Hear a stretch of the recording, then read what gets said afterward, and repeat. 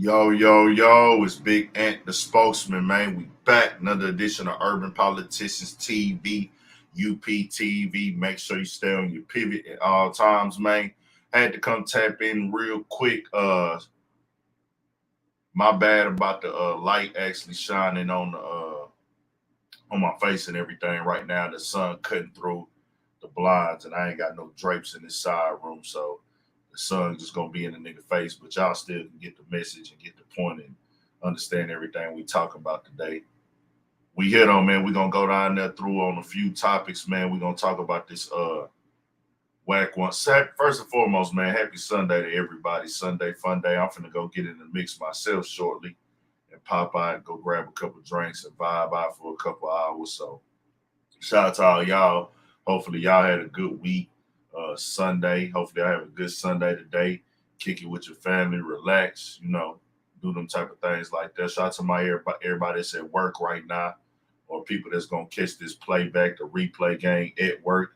Everybody working on themselves, working on their business, their brands, creators, podcasters, rappers, niggas in the studios locked in. We here, man.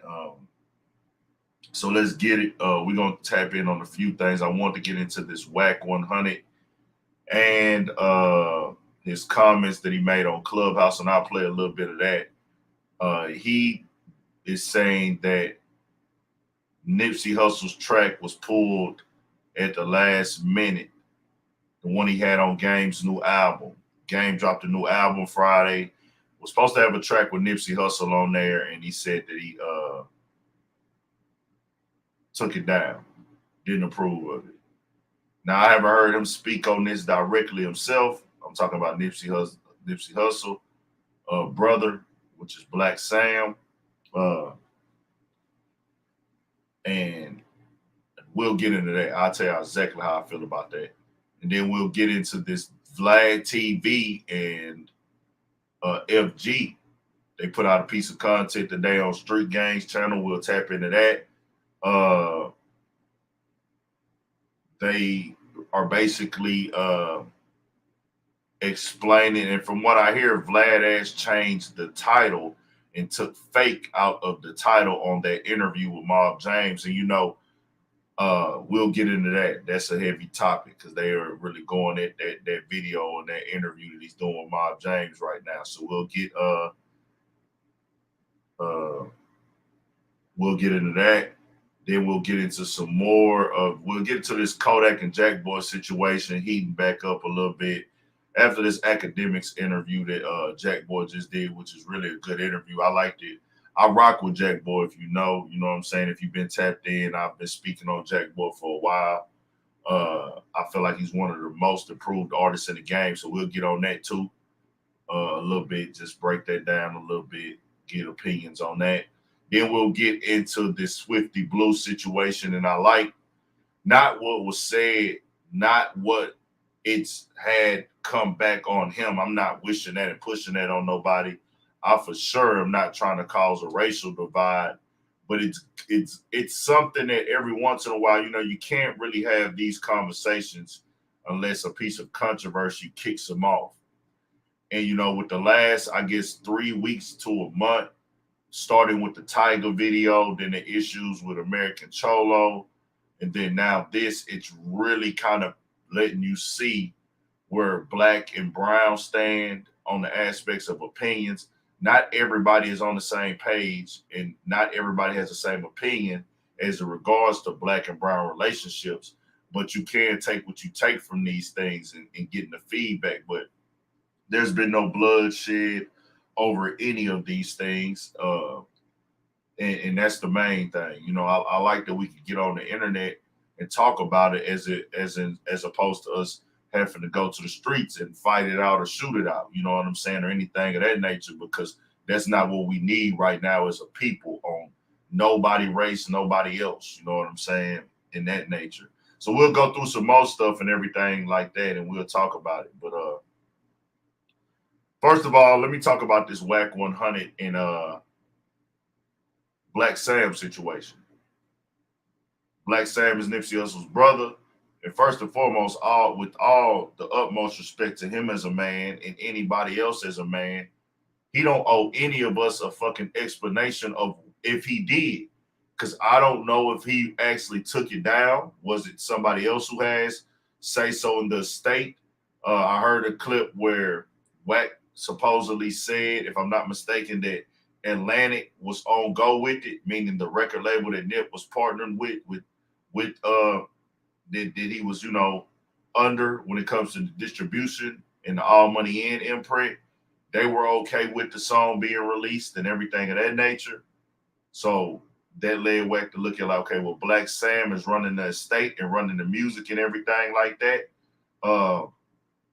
I keep it all the way 1,000. As a man, Black Sam, first and foremost, doesn't owe any of us a fucking explanation. Neither does anyone in his family owe us an explanation of why they did this or why he did this. If it was him who decided to do this, because I haven't heard him say anything. He doesn't really speak publicly like that. I've only probably heard a few words from him on that interview with him and Nipsey Hussle where they were showing you the store and everything like that. I would like to hear him speak one day. But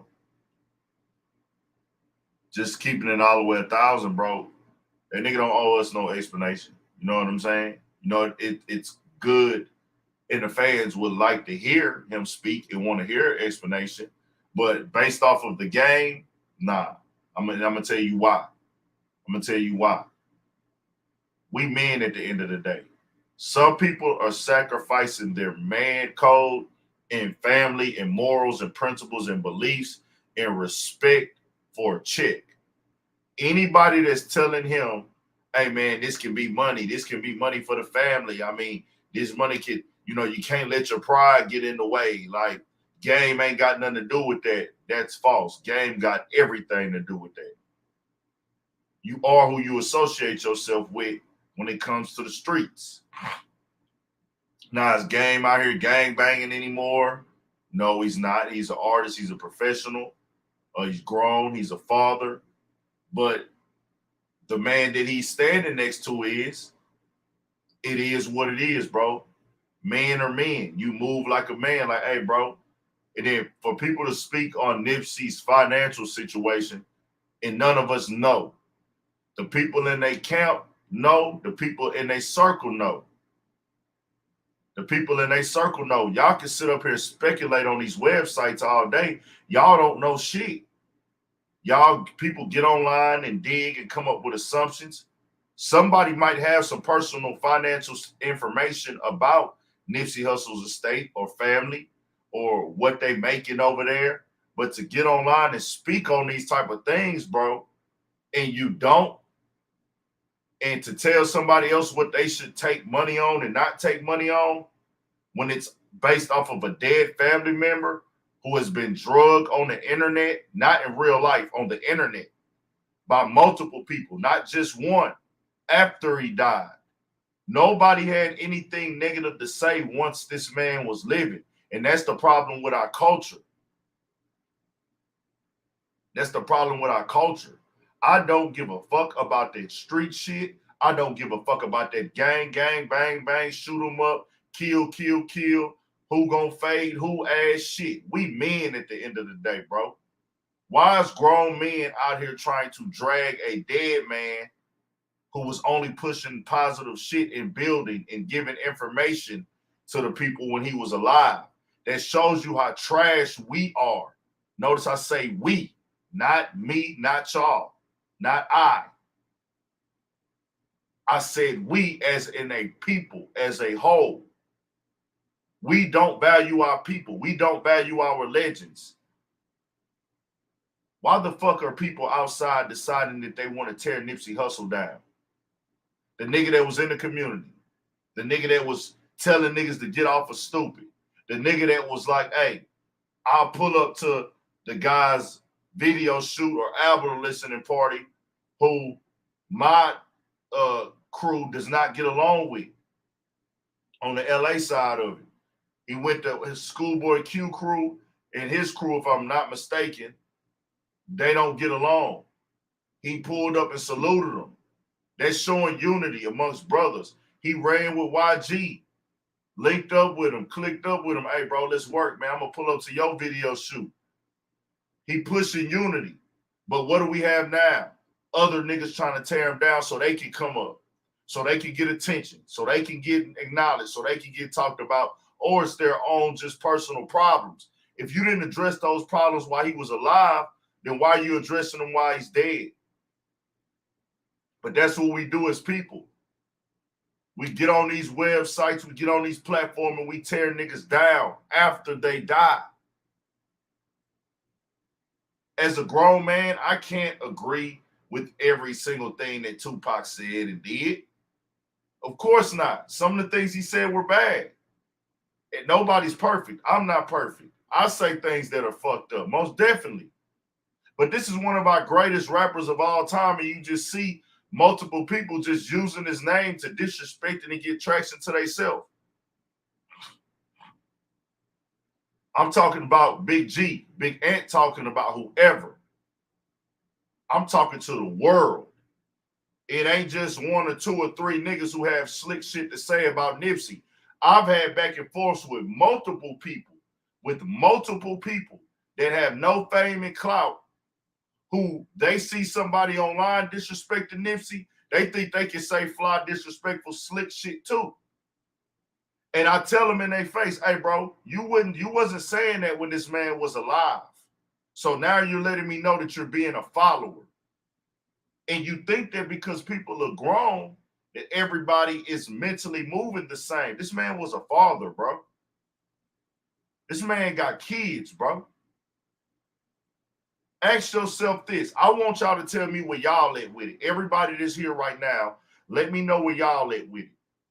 Or y'all clearing a play for a nigga and his crew, his association, somebody that he rocks with heavy, or y'all clearing any type of business situation with them? And that's if this even went down like that, because I don't know for sure. We're just speaking hypothetically. I want to be correct when I speak.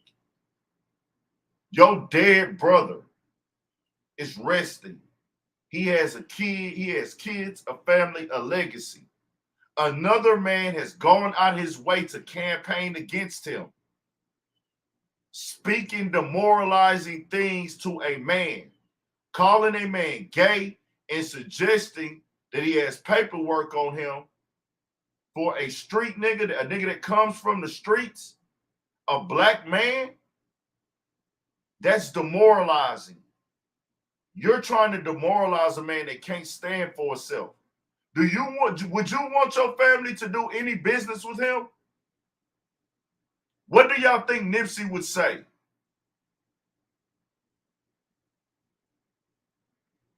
You know what he would say? Nipsey wouldn't have to say shit, because if he was alive, Wack 100 wouldn't say it. Right or wrong? Nipsey wouldn't say shit, because if he was alive, Wack 100 wouldn't say shit about him. Right or wrong? I can only go off of what I hear and see, because he ain't never said nothing before.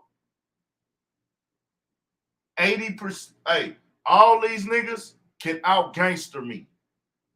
All these niggas can out gangster me, because I'm not a gangster. A lot of these niggas can out fight me. I don't box, nigga. I'm not a boxer. I'm going to stand on business when I got to stand on business. And if you disrespecting me as a man, you put your hands on me, nigga, we go there. Like that, yeah. We punching or whatever. I'm a man before anything, nigga. I'm a man before a media personality. I'm a man before a fucking YouTuber.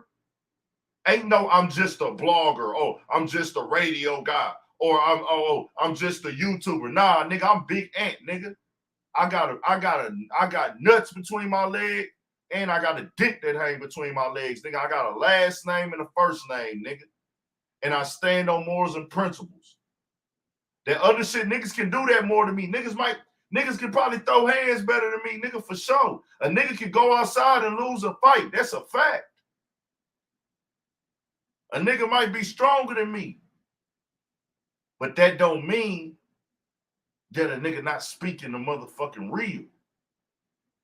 You get what I'm saying?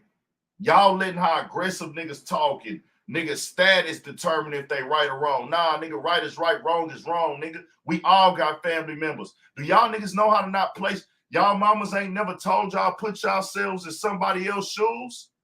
Y'all niggas done lost all humanity? Nah, fuck a civilian.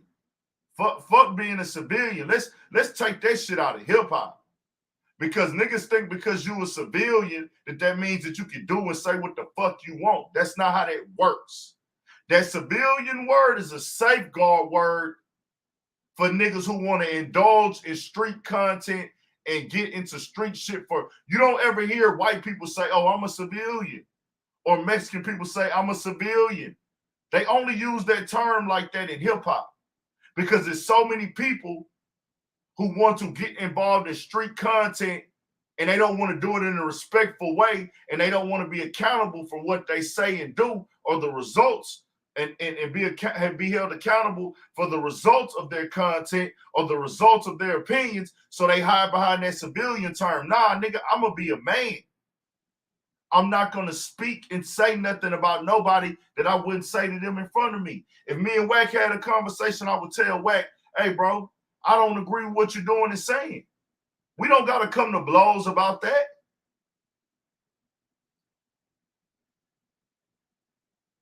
We don't got to come to blows because I don't agree with you, nigga. I'm grown.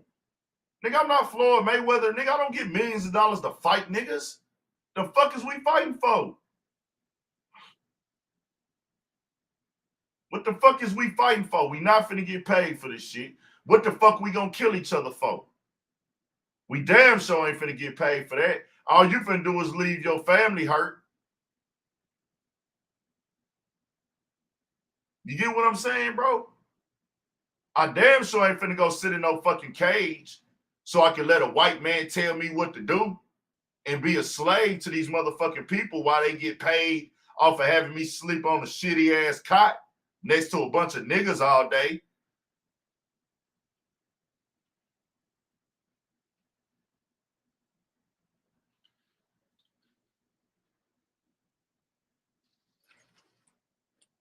Because I don't want niggas, because niggas really like, to me, all these niggas that say, I'm a civilian, I tell people I'm not a street nigga because I want people to know that I'm not following these street codes and these street rules.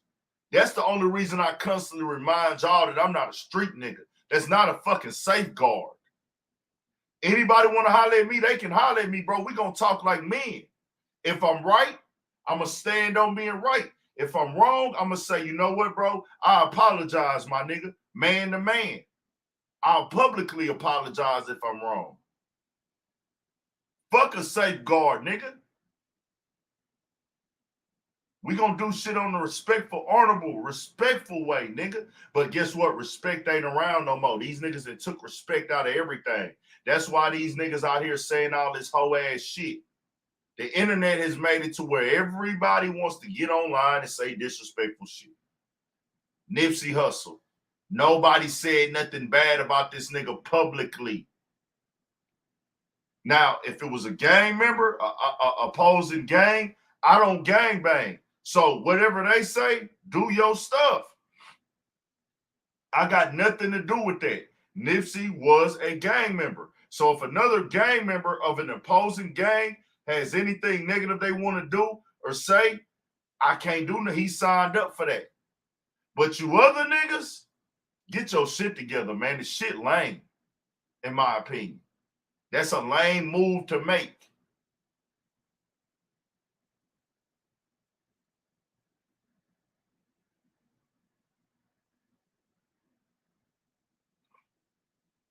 So I just wanted to put that out there, bro, in that perspective that, you know, his brother doesn't owe anybody an explanation. And ask yourself, bro, I was raised that, bro, do unto others as you would like for them to do unto you. And I have not done that at all times in my life. Nobody has. I have not always moved accordingly and perfect. Nobody has. But what age do niggas get to when they start thinking like, well, damn, I wouldn't want nobody to do that to me. Well, damn, if I die, I would want my family members to get online and have to see motherfuckers disrespecting me and calling me gay and getting on the phone call with a nigga that they don't know way across the country and letting him get off the phone thinking that, you know, that I was gay. You wouldn't want that on your name, bro. So why would you put that on somebody else's? Come on, man. What is we doing?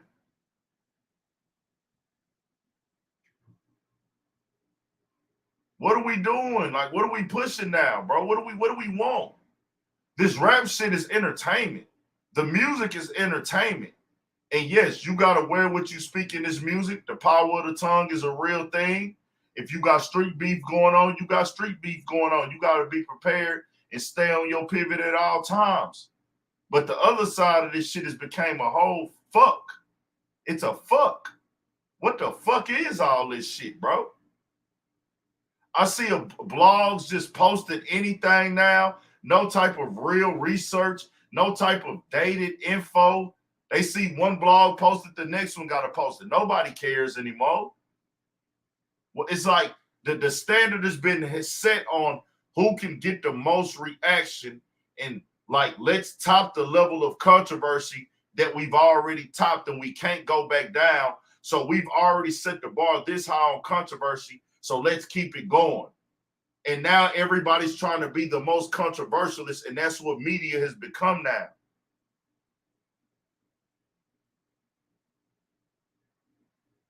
And it's sad. But y'all know with me, nigga, where I stand, Nipsey Hussle, the legend, is a legend. Ain't too many did what that nigga did as far as impact the people. Niggas can say he didn't sell this much, he didn't da-da-da-da. Hey, that nigga sold out every time he came to my city once he turned all the way up. You know what I'm saying? Once that nigga Nipsey turned all the way up, he got in there motherfucking sold out every nigga. When he came to H-Town, nigga, his shows was selling out, nigga. The people was there. The people was motivated. Real life experience, man. He made a lot of black people, bro, and I'm one of them, feel like he gave us the confidence, Crips and Bloods, too. Niggas that's Crips and niggas that's Bloods, nigga. I got family members that's Bloods was walking around with Crenshaw shirts on, nigga. Motivated, jamming Nipsey. Straight up. And it was for some grown man shit. Whether it was music, business, like the man said, the greatest act is to inspire. He lived what he preached. So let me play a little bit of this clip for y'all for Wack 100 so y'all get the context of what's going on. This is coming off of one of the Clubhouse YouTube channels. I think his name is let me see. The Answer. So a lot of these channels, they record all these Clubhouse combos and put them up.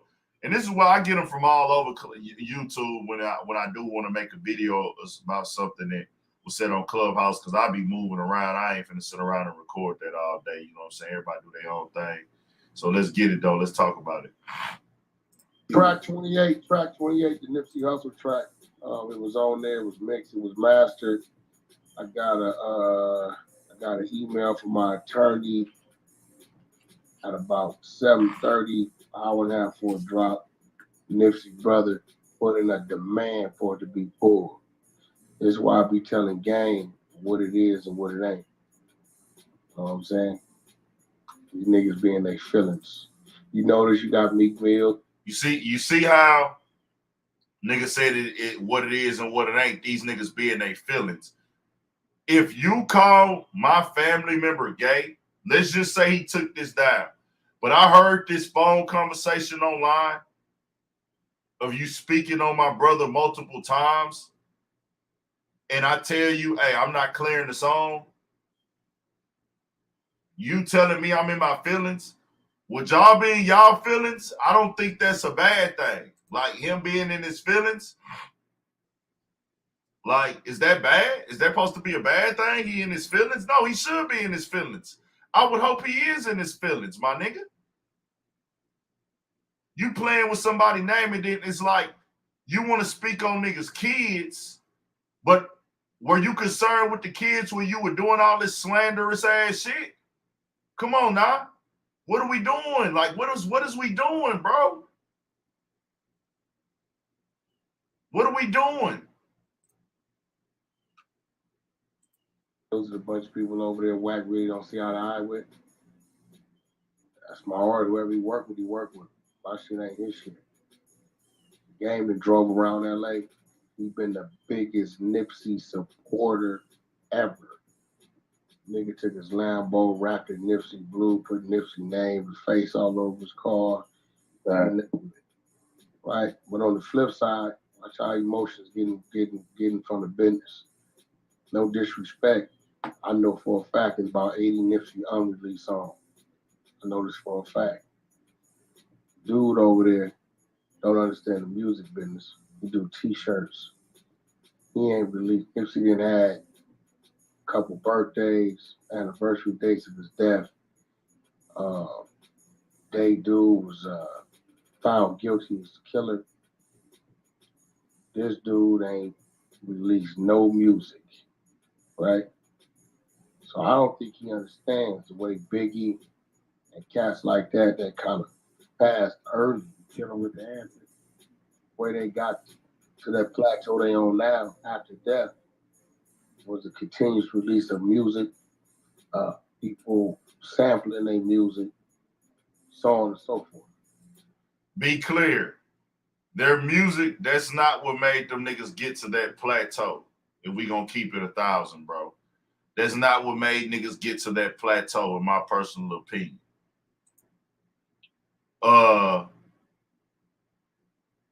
That's not what got niggas to their plateau. It kept their name alive and kept music. But it's what you do before you die, bro. Musically. It's the imprint.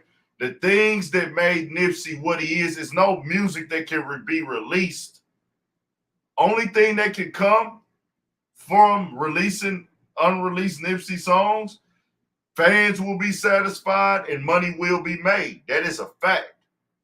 But the work that you do while you alive is what lifts you to the plateau. And let's be clear. There's no timetable to when he can and can't release this music. He can release this music whenever he wants to.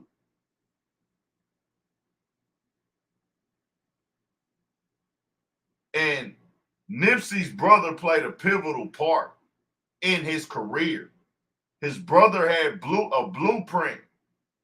Cowboy's on record saying that himself, like once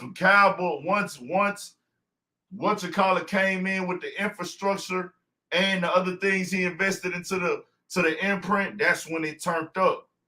His brother know what to do, bro. It ain't hard to just say, hey, you know what, it's Nip's birthday, let's release a 5-track EP. They're choosing not to do it because maybe they don't want to. Maybe they just like, hey, bro left some legacies. He left the legacy. He put out his music while he was alive. We don't want to water him down. We don't know how much money they making off the music.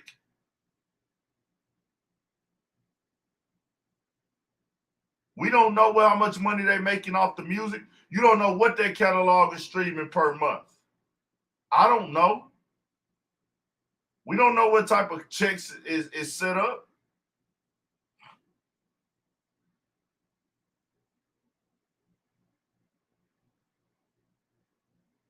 I just think that a nigga shouldn't get out here saying and trying to create a narrative off of, hey, nigga, they didn't want to, just because they didn't want to do a song with you don't mean that they don't know what they doing business-wise. It's always a way to make money off of a nigga name who died, especially if they was loved by the fans. It's always a way to make money. But let's be clear, Nipsey just got a Hollywood star and has a train named after him now. Nipsey has a Hollywood star and a train named after him. Shout out to Nipsey Hussle. We'll play a little bit more. I think everybody can agree with that. Oh yeah. Niggas was waiting for Life After Death to drop after Biggie died. As soon as Biggie died, that album was released like 2 months later. A game a Game Nipsey song, it does nothing but work towards the remembrance of Nipsey. Exactly. Right? He's not here to rock music or promote music. So it's just remembrance of Nipsey. So at the end of the day, you know, I think where Black Sam goes wrong at is he's being selfish within his anger, whatever that may be, probably towards me. I'll be clear, bro. Like I say, Wack 100 is an entertaining personality. Wack 100 is funny at times. He's entertaining. He knows the ins and outs of the music business for sure. He can get shit done for sure. Wack 100 has relationships. Wack 100 did establish himself on YouTube and Clubhouse as a sector, but bro, you can't speak for them. You don't know what's going on in their circle, bro. Obviously,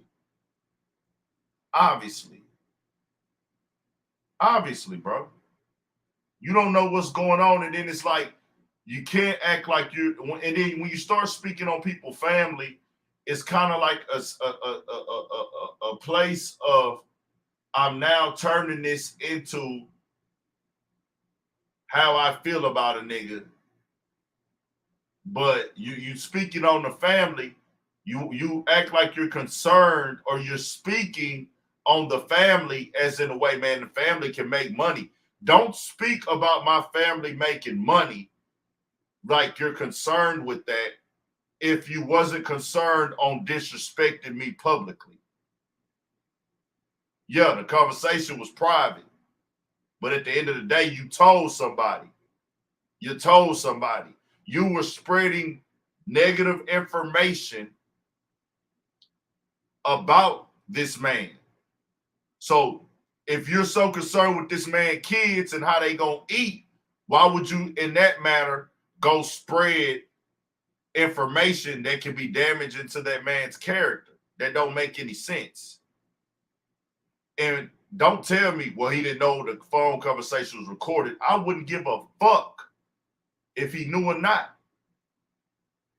It is what it is. And I've said it 1,000 times. I ain't never recorded a phone conversation, never will record a phone conversation, my nigga. Never have, never will. Straight up.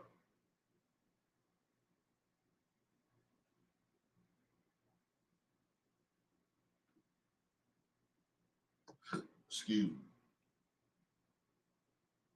But to each his own. Rest in peace, Nip Hussle. Shout out to Black Sam. Shout out to the All Money In team. I think Cowboy got something going on today out there for Nip too. Shout out to him. Shout out to everybody in LA. Things of that nature and all that, man. So let's move on real quick.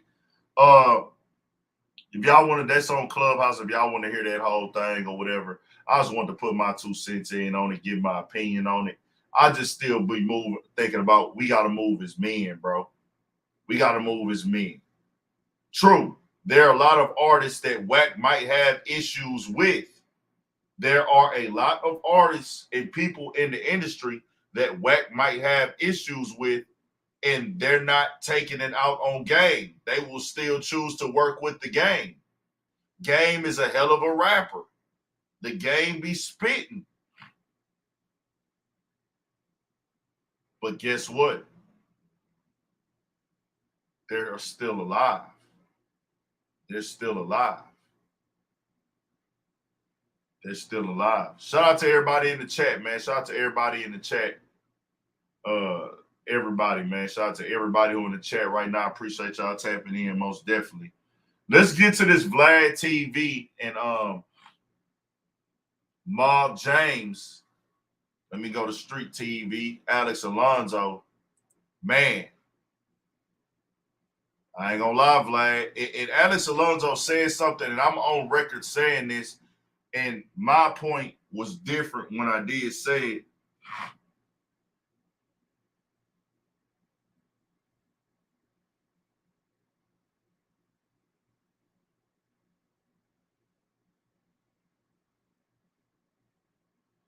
I was on record when Alex Alonso had called out people taking money for interviews.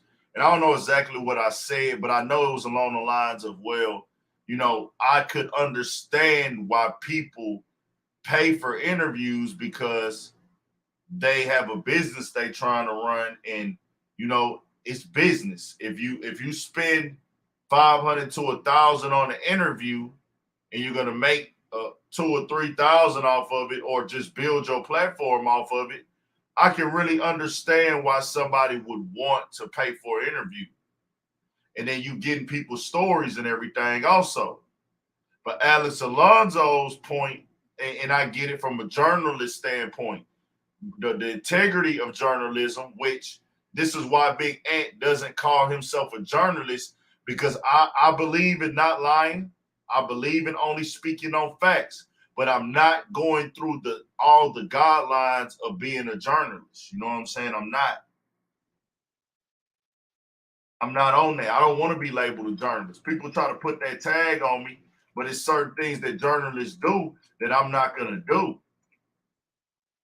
I'm not going to get out and spread no lies on nobody, though, on this platform or anything like that. Let's talk about that. I'm not going to do that. Help. But I do understand what he's saying, because he's like, hey, man,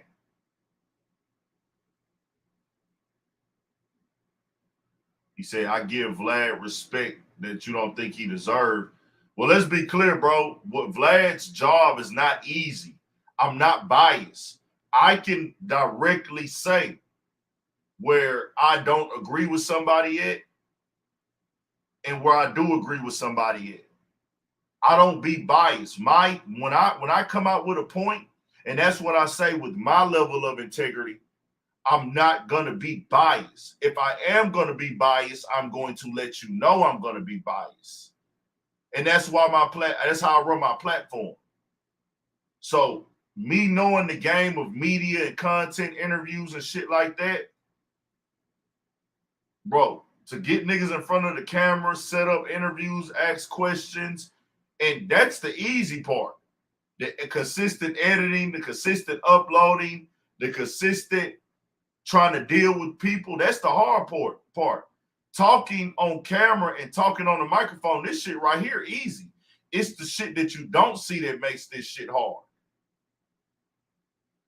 So I want to be clear from a journalistic standpoint. What Alex Alonso is speaking of, when you pay somebody for an interview, that now makes them feel like they need to fulfill the need of the interview, so they're answering questions that they probably normally wouldn't answer.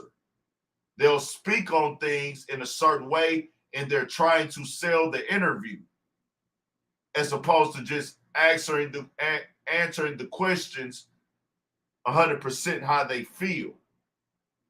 He didn't go all the way down through there like that, but he just was saying like, "Hey, bro, this is why he doesn't feel." And I'm gonna actually play this, but it started because Vlad put out an interview with Mob James addressing Alex Alonso. He had fake in the title. They say Vlad actually pulled the fake out the title. Let me look and see.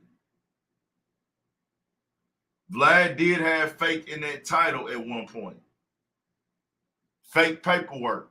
They said Mob James called him out about it. I did a video on it myself just because I wanted to speak on it. But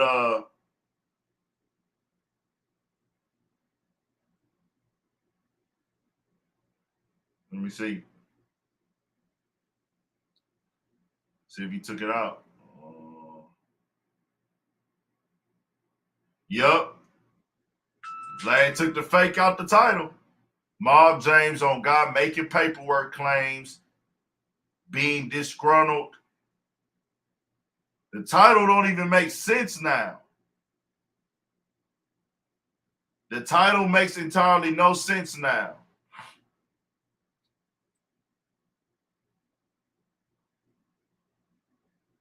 Mob James on guy making paperwork claims, being disgruntled TGC ex-employee.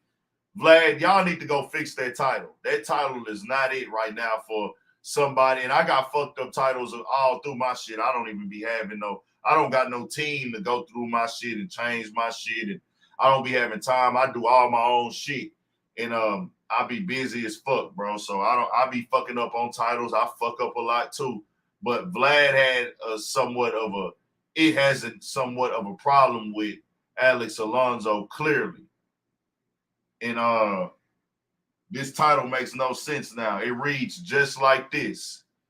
Mob James on guy making paperwork claims being disgruntled TGC ex-employee. The Gangster Chronicles. So Alex Alonso has been doing this shit 20 plus years. He doesn't want, and he takes pride in being a journalist. That's his whole thing. Vlad, and a lot of other platforms, at the level they're on, their platform is about getting views. It is what it is. Do they move with integrity at times and on certain factors? Yes. But at the end of the day, Vlad is all about getting the views. A lot of platforms are like that now. They're going to do what they got to do to get the views. They're going to get the people on there. They're going to get the views. They're not interviewing anybody to break any artists, help any artists come up. They want to get the views. Their titles are based off of that and everything. Cool. Do your thing. It's not for me to tell you not to do that. But when you call somebody like Alex Alonso fake, and his platform is not strictly what he does with the gang culture or just journalism culture, is solely not based upon YouTube views. So he's gonna take that personal and he's gonna get on you. Because I know that I can tell the difference. I know the difference. The difference is obvious if you pay attention. So I'll let y'all hear part of it, because FG has already came out and made his claims and basically stamped it that Mob James cooperated against him. Now, y'all gonna hear Alex Alonso said him and Mob James after an interview. I'm gonna play that Bomb first interview. This is what Mob James said about Alex Alonso. And this is when they got on the phone.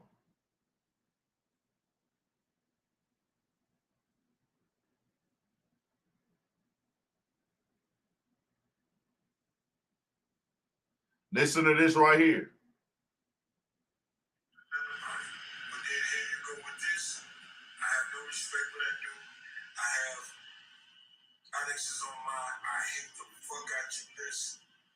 That if I see some white boys stomping him the fuck out, I don't see nothing but killing. Okay, I can't do nothing about it. But then here you go with this. I have no respect for that dude. I have Alex is on my I hate the fuck out you list.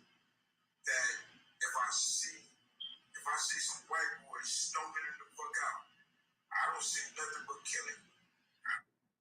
So after that, they got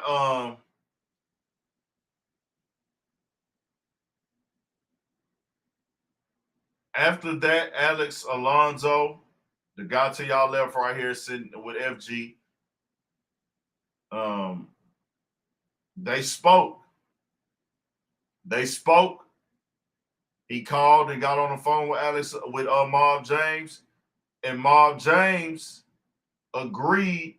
Alex Alonso agreed that he would not talk about Mob James snitching anymore or cooperating, and they said they would move on. It was him, Reggie White, and Mob James on the phone. So here we are. I'm gonna let y'all hear this part right here, where y'all can just break it down for yourself. Hear it from the horse's mouth.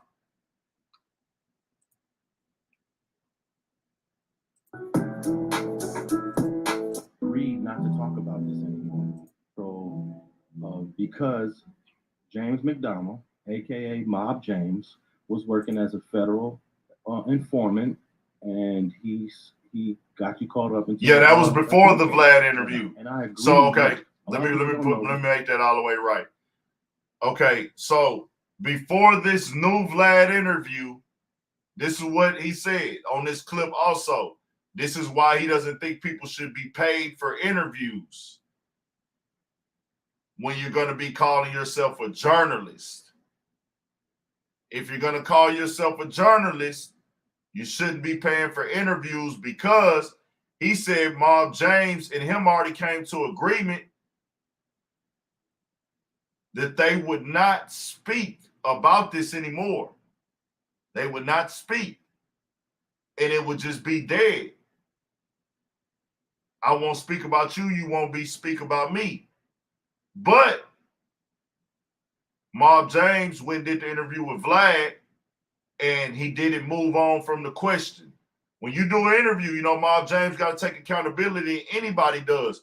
When you do an interview with somebody, you have the right to tell them no. So it's going to fall back on you. Now, true, the interviewer can be being messy and ask you a very controversial, messy question. And that just is what that is. They can ask you that. That's what they do. This is how you get the money. It's how you get the views. So they can ask you a controversial question for sure. But in Vlad's case, he paid Mob James, and Alex Alonso has a point. When you pay somebody for an interview, that makes them feel like they have to answer the question. They feel obligated to, because they're being paid to answer these questions now. So Mob James, when Alex Alonso came up, he should have just moved on if they came to that agreement already. Like he said, I don't see what reason Alex Alonso would have to lie about that. So let's let this play. But we're going to talk about it. Mob James and myself had a phone call. We had a phone call because he did a stupid video where he said if there was a whole bunch of white boys stomping me out, he would say, kill Alex. Yeah. I mean, he's got that much hatred for me, but he don't have the hatred for FG. He don't have the hatred for Wack 100. But he got the hatred for the journalist who did the interview. So I took that little clip that he put about wishing death upon me, and I put it on my Facebook just so everyone could see this is where he's at with it. This is the level of hate that he has for me doing an interview with you. And I got a call from him. Reggie Wright Jr. called me up and said, hey, Mob James wants to holler at you. I want to be clear. I'm not against paying for interviews myself, but I'm not a fucking journalist, like I keep telling y'all. He's speaking from a journalistic standpoint. Business standpoint, yes, pay. But from a journalistic standpoint, it does fuck up the integrity.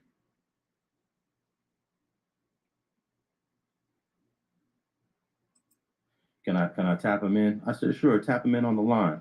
So he tapped him in, and basically he was calling to apologize for wishing death on me. He said he was denying that what he said was wishing death.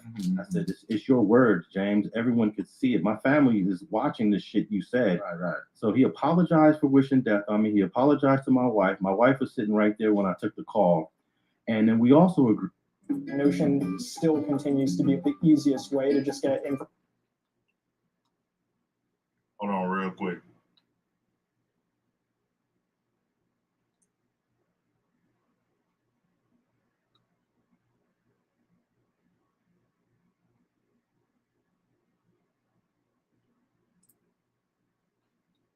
Hey, can we agree to stop talking about it? And I said, yeah, we could agree to stop talking about it. You know, I won't talk about that he's an informant anymore. I can leave it alone. But then he pops up and he's talking about it again, F. No doubt, but man, we got to point that finger at Vlad too, man. You know what I mean? We can't give him a pass, you know, because Vlad know exactly what the hell is going on. You want a steady coming here, you know. And James should have went on there and said, listen, man, I don't want to talk about it. I don't know how everybody do their interviews and stuff like that. If it's just wide open, you can. Vlad has helped Mob James with legal family members. Yes, James is going to follow Vlad lead. He feels indebted to him. You know, shout out to Vlad for helping James with family things and everything of that nature. But just because somebody has helped you with family things and things of that, you don't go do something to somebody else. You don't call somebody else fake and a lie because somebody else helped you. Just because this person helped you, you be loyal to that person, but at the same time, you don't go shit on nobody else's brand and platform and what they doing, especially if you know that what they saying is true. Because from what Alex Alonso was saying, he knows this.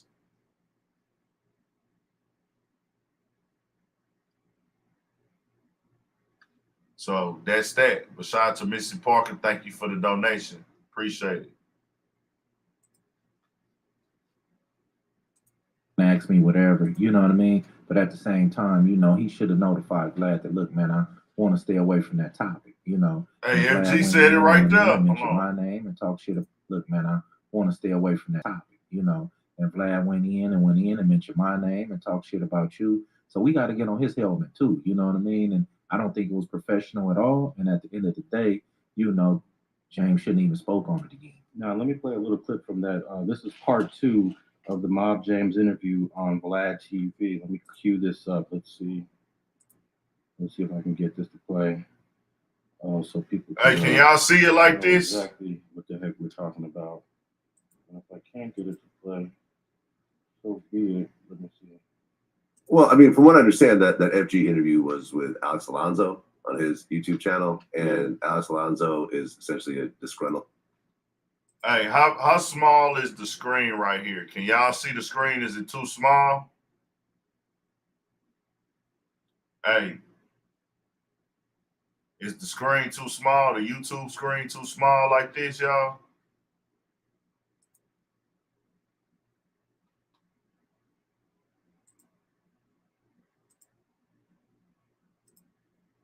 Y'all let me know something. It's too small? Bet. Too small? Bet. Cool. All right, here we go. Ex-employee of, the gangster. Alonso is essentially was with Alex. Well, I mean, from what I understand, that FG interview was with Alex Alonso on his YouTube channel, and Alex Alonso is essentially a disgruntled ex-employee of, the Gangster Chronicles. So obviously there's a motive for this type of thing. Alex has gone out of the way to talk a bunch of shit about me as well. I don't know what the chip on this dude's shoulder is. I could really care less about who this is. If I can get this to play. Let's listen. So people could listen to what Vlad is saying. What the heck we're talking about. If I can't get it to play. Vlad actually changed his title though, so he know. Well, I mean, from what I understand, that FG interview was with Alex Alonso. If you go look at this title now, it's back on the date. It said Mob James on guy making fake paperwork claims. He took the fake out. Yeah, Vlad. Alonso on his YouTube channel, and Alex Alonso is essentially a disgruntled ex-employee of, the Gangster Chronicles. So obviously there's a motive for this type of thing. Alex has gone out of the way to talk a bunch of shit about me as well. I don't know what the chip on this dude's shoulder is. I could really care less about who this is. Well, what this guy Vlad said on this interview, and this is the second time he said it. He says that I've been talking down on him. I've been talking foul on his name, and I've been saying negative things about him. And I guess you could say some of the things are negative. They're just critiques. Right. And he has this belief that I got some hatred towards him. But look, I'm gonna break this down. There are 3 things. There are 3 issues I have with. Oh, my bad, y'all. I fucked up. My bad. Agree to stop talking about it. My bad. Hold on. And I can't get it to play.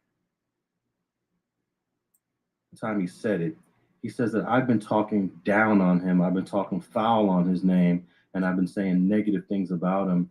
And I guess you could say some of the things are negative. They're just critiques. Right. And he has this belief that I got some hatred towards him. But look, I'm gonna break this down. There are 3 things. There are 3 issues I have with Vlad. So I want y'all to look at the difference between Alex Alonso and the normal people that y'all watch on YouTube and everything like that. Y'all see what's on that table? This is what I want y'all to understand. Look at his table. There are notes written down for his podcast.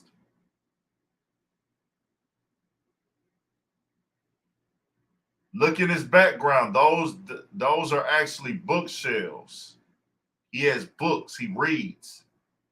He's going to also speak his credentials up more. Be honest with y'all, I don't write anything down when I speak. I don't write shit down.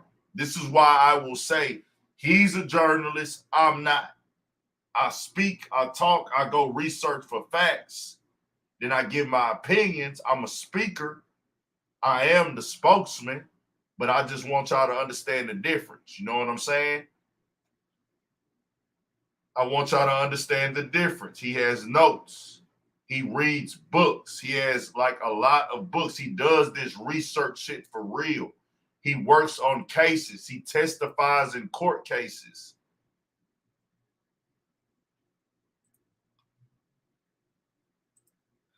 I have an issue with him speaking on the Honorable Minister Farrakhan falsely and then not apologizing for it. I have a problem with him speaking on reparations for Black Americans, and in his world, reparations comes in the form of free education when reparations should be cash. There were cash for the Japanese, there were cash for the Jews during the Holocaust, it was cash for Native Americans, but for Black folks, he's saying they should get free education when most people don't need or want a free education. So I had an issue with that. And then I had an issue with him paying for interviews because that is not part of the journalistic protocol. I know with YouTube and social media, people aren't going to abide and respect the rules of journalism. But this is the reason why you have this interview with Mob James, because he paid Mob James for this interview, because I actually was the middle person between the first interview that Vlad paid Mob James for. He paid him $1,000 for the second interview he did. So since then, he's been getting paid each one. So when you pay someone for an interview, you're obligated now to answer all his questions. What Mob James should have did was say, hey, I don't want to talk about that topic. Let's move to the next one. But he can't do that when you're getting paid. When you're getting paid, you better answer them. And we've already agreed we're going to stop talking about this. And now you got this guy, Vlad, slandering and libeling my name, saying things that are 100% untrue. Nobody faked any paperwork. What's your response to all that, F? You know what? No, I feel exactly how you feel. Y'all see the difference?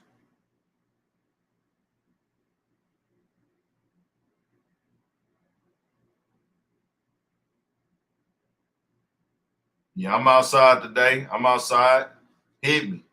I'm going to get outside probably in the next hour.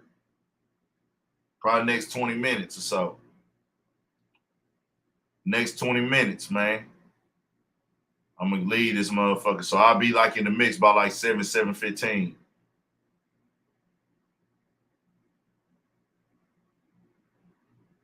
So I want everybody to understand where he's coming from it. He's completely on some journalism type stuff, bro. And that's just that. That's just that. That's just what he on. That's what he stand for. So he's gonna have an issue with it. And if you say some people, if you say anything about them, they're going to say you're talking shit about them.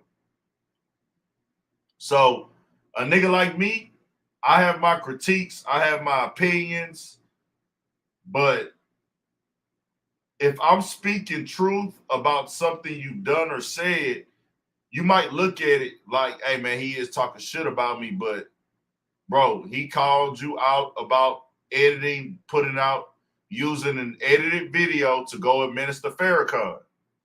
I think if I tell you that's fucked up, and then you call me, if I go on my platform and say, hey, Vlad did some fucked up shit, he used the edited video to create a conversation about the minister, Farrakhan, that's fucked up, in my opinion, I would call that not talking shit about you. You just saying what you did. You paying for interviews, he has an opinion. You might feel a way about it. That's his opinion. Also, calling, speaking on reparations. I took issue with that with Vlad, and I made a video about it. He tweeted that out. I instantly was like, oh, this nigga done lost his fucking mind. I had the same stance as Alex Alonso. When Vlad said that, I said, hey, bro, you've lost your fucking mind. But when you speak and call people out, especially when race is involved, no white person wants to be called a racist or made it look like they made a racist comment or a systematic oppression comment. Even if they did it, they don't want to hear it, which that'll get into our next topic in a second.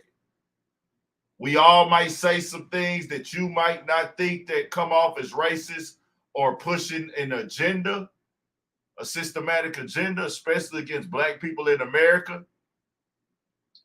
Motherfuckers might not want to hear that. They might not feel a way about it, but it is what it is when you say certain things, bro. That's just how this game go. I want y'all to understand that. So let's be very clear here. Those were three, I feel fair critiques on Vlad. I mean, do y'all agree? I'm asking y'all honest opinions. Don't just say yes because y'all on my platform. I want y'all honest opinions. Do y'all feel like those three critiques that Alex Alonso gave of Vlad, were they fair? But I know once you give more, Vlad TV does not get people indicted. But I know once you give an opinion on somebody more than once, that can be seen as a form of campaigning. But, because I believe in that. But that's why I give niggas they card. I give niggas they credit. Because I don't want you to think I'm just ever campaigning against you to fail or fall off. I'm a firm believer that, hey, nigga, I cannot grow in life. I can't grow in life if I want to see somebody else fail. How I'm going to win when, I want you to lose, but you losing don't mean that I win at all. I've had my issues and opinions that I might have spoken publicly wrong and said certain things that can be taken as wrong. But when I go to sleep at night, I'm not praying for anybody to fall off. Tyson Garcia, he said, yep, you got a point, bro. You got a point. That's a fact, Tyson. I can see what you're saying right there. Because he for sure crossed the line a few times. For shit show, what's the deal? What's the deal? Y'all tap in with my guy, Long Beach in the building. Long Beach in the motherfucking building. Go tap in with what's the deal. All gas, nigga. Hey, bro, Lord say the same. I'm going to be back in LA, man. I want to tap in this time, bro. I'm trying to get down there and work, bro. Let's get down there and work, man. I should probably try to be out there probably next month. Are we talking about Alex Alonso and FG? They called out Vlad today over the interview he did with Mob James recently. And he had fake paperwork in the title. And Alex Alonso said a key point right here. I'm finna play it. And I probably gonna have some more videos coming on this. Different. Yak Williams 912 is gonna be different. It's gonna be different prices. You know what I mean? Vlad was out of line. He know the paperwork real though. He know exactly what's going on. Vlad got lawyers and attorneys and people that he can really go get the check. And if he was doing any kind of journalism professionally, he would have had his people check. And he wouldn't have asked him if. He would have asked him, when you did this, blah blah blah. How did you feel? Or when you did this, not if. You know what I mean? And not insinuated that it was some fake paperwork, when he knows damn well that this situation is real and true. No doubt about it. So I don't know what my next move is going to be, but I can tell you this. It's not over with at this point. And let me also add this in. When I had this conversation with Mob James, this was a private conversation between me, him, and Reggie Wright Jr. I had no plans on ever speaking again on the issue that, like we're talking about it now, and I really had no plans on even discussing or revealing our private conversation. But I'll say it right now.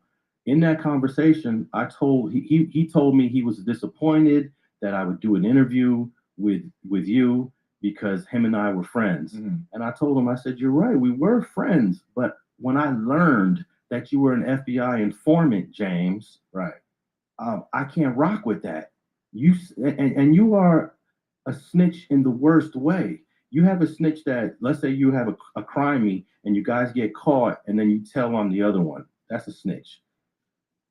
This was, you went out of your way to snitch. You and FG were not crimies. No. You and FG wasn't rocking together. You and FG wasn't really doing anything together. You set this man up.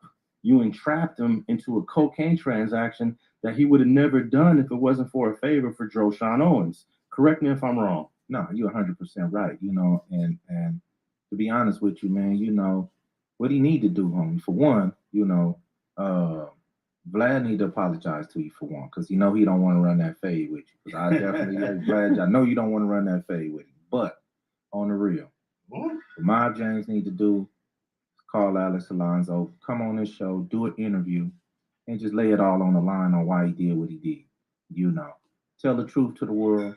You know, let the kids know, man, that this the type of shit happen to you. Friends tell on friends. People go bad. You know what I mean? And there's consequences to that. You know. So at the end of the day, man, he could turn it into something different, but to keep, you know, denying it and, you know, talking about fake paperwork and FG line, don't nobody believe that, man. Just say what you did, man, you know. Yeah, I mean, that's up to him. But one more thing I'll add that this conversation that we talked about, I told him, look, I said, I did the interview. It's out there. The paperwork is out there. And I said, James, I got more paperwork on you. Right. I said, I got more information on you. Hold on, we're going to bring that back. We're going to bring that back. This is the phone conversation that him and Mob James had, where Mob James agreed to not speak on Alex, and Alex agreed to not speak on him. I'm going to bring this back. This was before this Vlad TV interview that he's getting aired right now.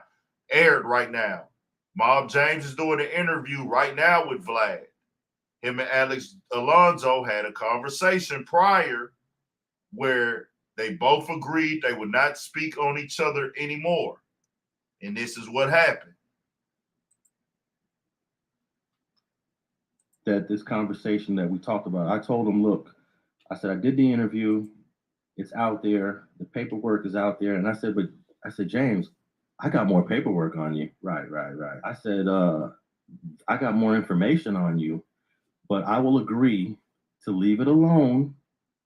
And we just, you know, if I even said, if you want to deny it on the internet, that's fine. You could deny it. But, you know, amongst a conversation between you, me, and Reggie Wright, you know, we ain't going there. Right. And I said, I dare you to deny it with me on this conversation, because I spoke to the lawyers. I know who the prosecutor is. No doubt. I got more paperwork. There are more transcripts. There are more cases. So if you want to go there, James, we can go there. Nigga. He was quiet. Of course. He was quiet like a motherfucking mouse. No doubt. Hey, them niggas that ran Alex Alonso hot. I ain't gonna lie. That nigga Mob James, you should have told Vlad, nah, my nigga. You should have told him you don't want to talk about that. Anybody doing the interview, you don't have to answer these questions, bro. You don't have to answer these questions. You don't. You could say next question. Nigga got to respect that. And then if they double back again and try to ask you in another way, Vlad does that at times, say no again. And if he does it a third time, say no again, fulfill your duties, and then tell him afterward, hey, bro, I told you 3 times. No, don't try to trick me into answering the question.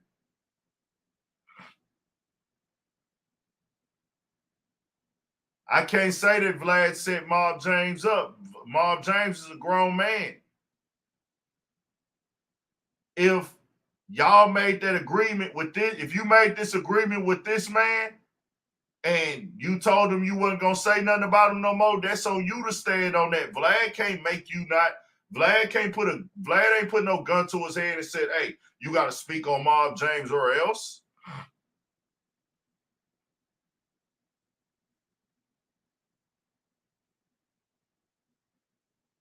Nah, nigga, you could do that whole interview. Hey, gangsters ain't, now what's the deal? Shout out to everybody in the beach, man. I fuck with my nigga LB. Now, I will never, as a nigga from Texas, disrespect any gang member or gang thing. But y'all heard what he said right there. What he say? Gangsters and gang banging is dead. And this coming from a full-fledged Crip. This coming from a full-fledged Crip. Gang members, I know what's going on with y'all. Because I know gang members are businessmen. I know gang members are barbers. I know gang members are now podcasters.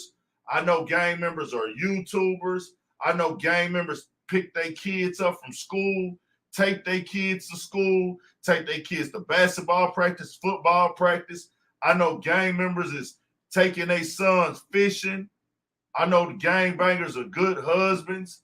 I know, and there's female gangbangers that are the same. Gang members. Let me say that correctly. Gang members. Even some are bangers. There's a difference between a gang member and a gang banger. They got gang members that are starting companies. They got gang members that are building brands. They got gang members that have clothing lines. Let's look in LA alone. What's the deal? Gang member.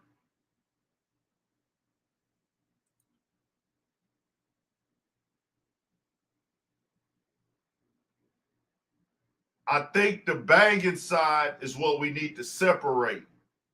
Are you actively going outside looking for bullshit still? Because when you do that, you're a banger. And when you're banging, you gonna come up short. And if you're banging, you might end up with a nigga like Mob James. That was my point from the jump to cover this stuff with Mob James, and I will do a video tomorrow on this. I actually want to, maybe Alex Alonso will get back on one day. He has came and supported this platform. I've been on his Instagram live before. Shout out to Alex Alonso. I've reacted and done commentary to some of his content. Shout out to him and also AGTV. I'm pretty sure he'll have some more stuff coming up. I don't know how far Alex Alonso is going to take this, but that was the point from the jump. With me speaking on this was the fact that Mob James did all this gangster stuff. He's known, real street dude, real tough guy. But I want the young niggas to know, the OGs, the hitters, the shooters, they will tell and corroborate too. They will. Just know that, bro. That's why you don't want to full-fledgedly dedicate your life to gangbanging, because you're going to sell yourself short. Some of y'all at 14, 15, 16, 17, even 18, 19, 20, whatever age you decide to become part of the gang, you saw that like, hey, bro, this is it. This is going to elevate me. I'm going to have status. I'm going to have a name. I'm going to make some money. I'm going to be turned. I'm riding for my section. Fuck them niggas over there that be fucking with me. Yeah, at that age, it's like, yeah, this is the way to go. I get it. But in the long run, you might have the OG like Mob James. The OG might go tell on you, bro.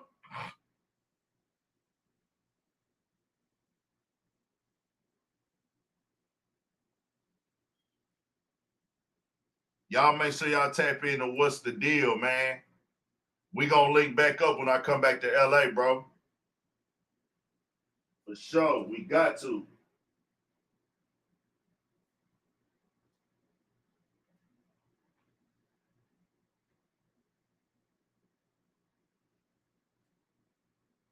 Shout out to my boys out there in Long Beach too, man. Long Beach for sure.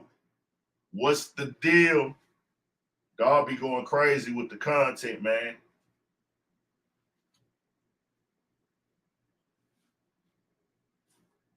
We for sure got to get us another collab in, bro. I'm going to hit you. This time I go to LA, man, I got to be on all work, man. All work, no play. Sun up to sundown.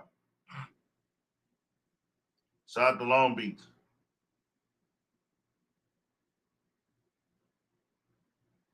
That man not on paperwork, but the YSL nigga told, and it's out.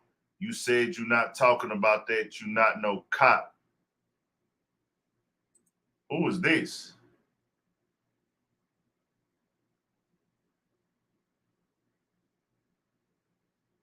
This is hearing directly from the source, bro. Reedy Bo. Are you talking to me, Reedy Bo? Reedy Bo, I'm going to drop a link for you.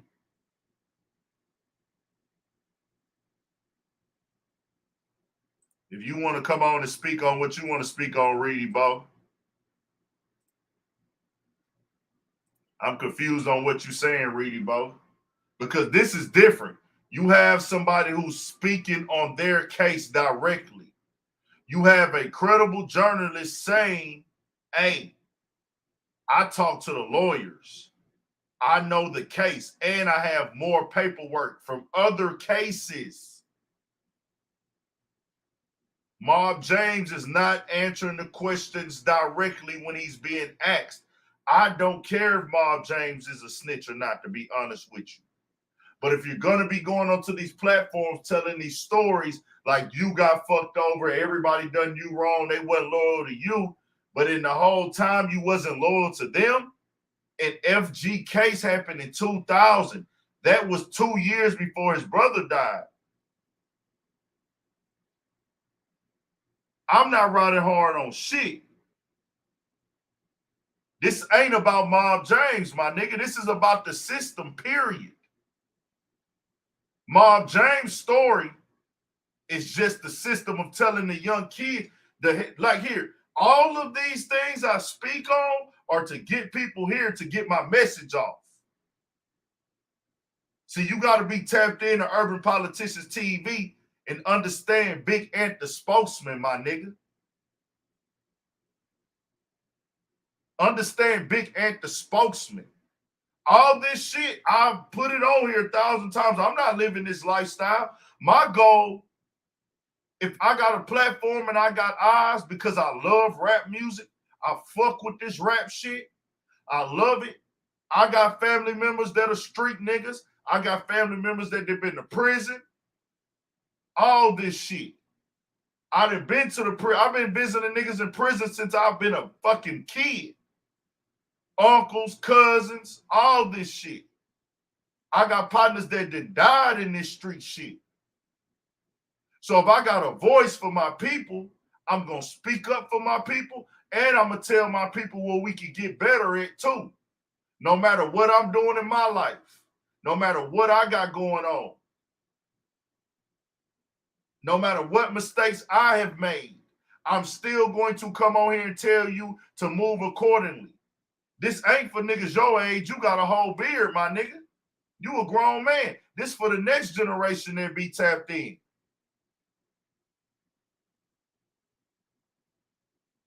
Now, I'm glad you asked, bro. I'm glad you asked so I can tell people. People ask me, Big Ant, why you have Big OG Percy on there?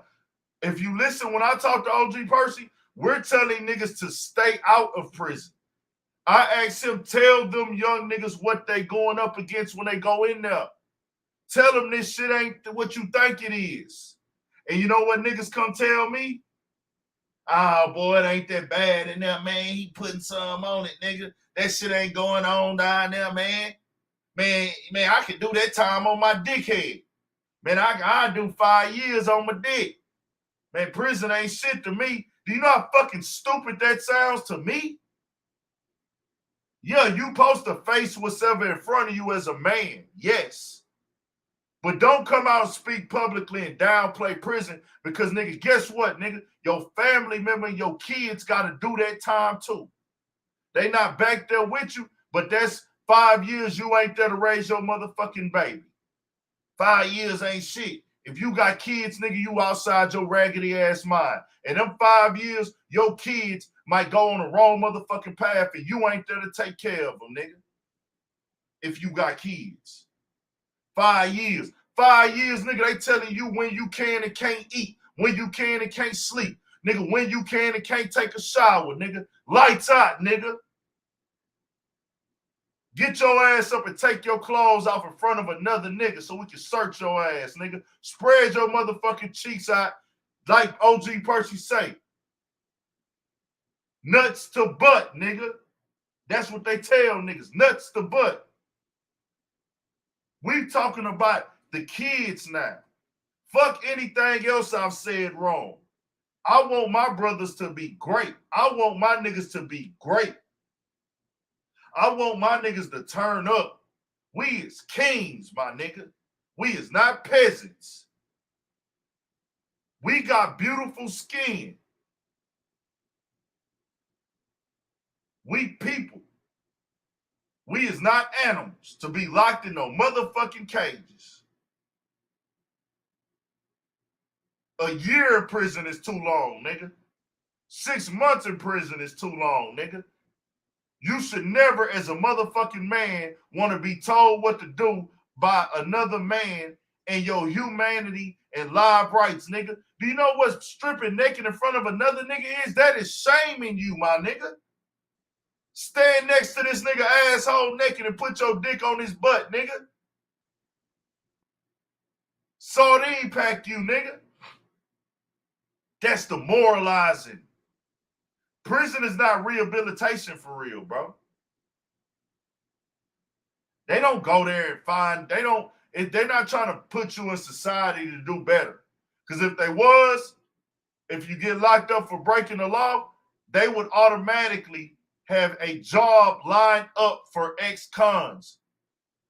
A job would be lined up for ex-cons if prison was strictly about rehabilitating people. Meaning, hey, we're going to give you a job where you can work and provide for your family. All you got to do is go there and stay clean and stay out of trouble. But guess what? It don't work like that. Do it?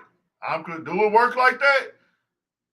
I know niggas get in there and they make connections and they have little programs, but are you guaranteed to have a motherfucking job when you go to prison? Oh no, what they do is they put it on your record. Hey nigga, you was in prison, you are now a convicted felon, which eliminates you for a lot of motherfucking shit. Yeah, that part. Yeah, that's what I'm on, nigga. That's what the fuck I'm talking about. That's what a part of this platform is based on. Yeah, I'm gonna showcase that bullshit. I'm gonna showcase the streets. I'm gonna showcase my street niggas, my trappers, my hustlers. I'm gonna showcase this gangster shit because that's what the people want to see. But at the same time, I'm gonna put a balance out there, nigga, and show the real, nigga. I'm gonna show the real, nigga. So let's go to the next thing, bro. I'm gonna actually take this shit to the car. We gonna put my shirt on. Y'all hold on real quick. I'm gonna play the rest of this shit. I'm gonna take this shit to the car so I can slide out. So I am shocked that he decided to go do this interview and let Vlad lie about paperwork being fake. No doubt, man. And that's where the disrespect came in. Because as you see, Alex, I don't talk about shit. You know what I mean? I don't go on my channel, ranting and raving or even bringing this dude's name up. You know what I mean? The shit is what it is and it was what it was. But at the same time, for, y'all to keep bringing this shit up, like you say, it's more. So at the end of the day, man, leave this shit alone. And tell Vlad to leave this shit alone. You know what I mean? And stop taking interviews where this question is going to be asked to you. If you're not willing to keep, for consequences of other information coming out, leave this shit alone, man. Yeah, and I even called Vlad up. Dude blocked me. He ain't taking my call. I send him a text. So and he got message from other people that he does interviews with. Right. I hit them up because I know they talk. Exactly. I said, hey, tell Vlad to call me. He said, all right, I'm on it right now. And I did that for like 2 or 3 people. Right. No call back from Vlad. No. Right. So I'm starting to feel like this dude wants to slander me, and I don't know why. You know, he's got the large platform. Yeah, he do got a large platform, but at the end of the day, Alex, I'm talking about real gonna recognize real, no matter how big his platform is. For anybody who needs to follow or know Alex Alonso on Street TV, they know what you about, though. You know what I mean? Yeah, I mean, I have a flawless track record when it comes to any work or any stuff I've ever put on the internet or posted that goes back to the 1990s. This goes back to before some of these people were even born that are checking this out right now. Biggest platform is. And I did that for like 2 or 3 people. Right. No call back from Vlad. Right. So I'm starting to feel like this dude wants to slander me, and I don't know why. You know, he's got the large platform. Yeah, he do got a large platform, but at the end of the day, Alex, I'm talking about real gonna recognize real, no matter how big his platform is. For anybody who needs to follow or know Alex Alonso on Street TV, they know what you about, though. You know what I mean? Yeah, I mean, I have a flawless track record when it comes to any work or any stuff I've ever put on the internet or posted that goes back to the 1990s. This goes back to before some of these people were even born that are checking this out right now. You know, I have consulted on over 600 criminal court cases. I have testified in over 100 and something cases. I have been flown out throughout this country from every level of court, from civil, criminal, military court. I've been flown to military bases because they got trials too, no doubt. And my name is very good in all these spaces. And I think this is the first time in the history of my career that someone is saying that I'm lying.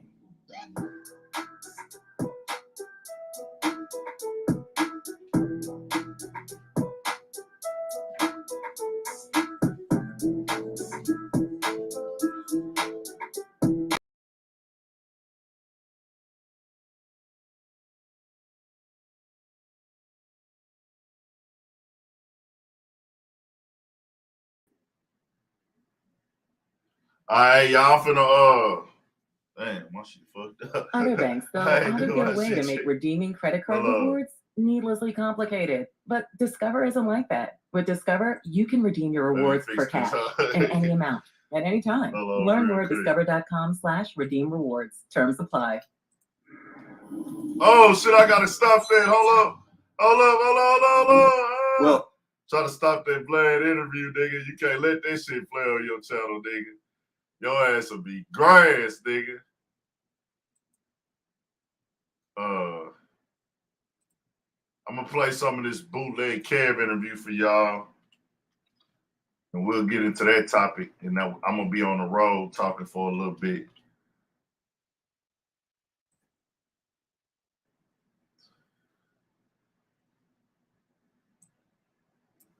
Play some of this Swifty Blue shit. It's your boy Swifty Blue. Check me out on the Bootleg Cat podcast. Bet y'all hold this down and Bootleg Cat podcast special guest in here, my guy Swifty Blue. Welcome. Whoa. Welcome. First of all, you've been killing it. I'm gonna let this play while I'm getting ready to burn out. Then I'm gonna pick back up in the car. Is he still locked Free up? peso. Yeah, still locked up. Free peso. He's like This a kid, next. right? Isn't he like 16 or Free 17? my son. Free my stepson. I had to adopt his ass. Yeah, he's like a young child. Man, he's a knucklehead. Yeah. Yeah.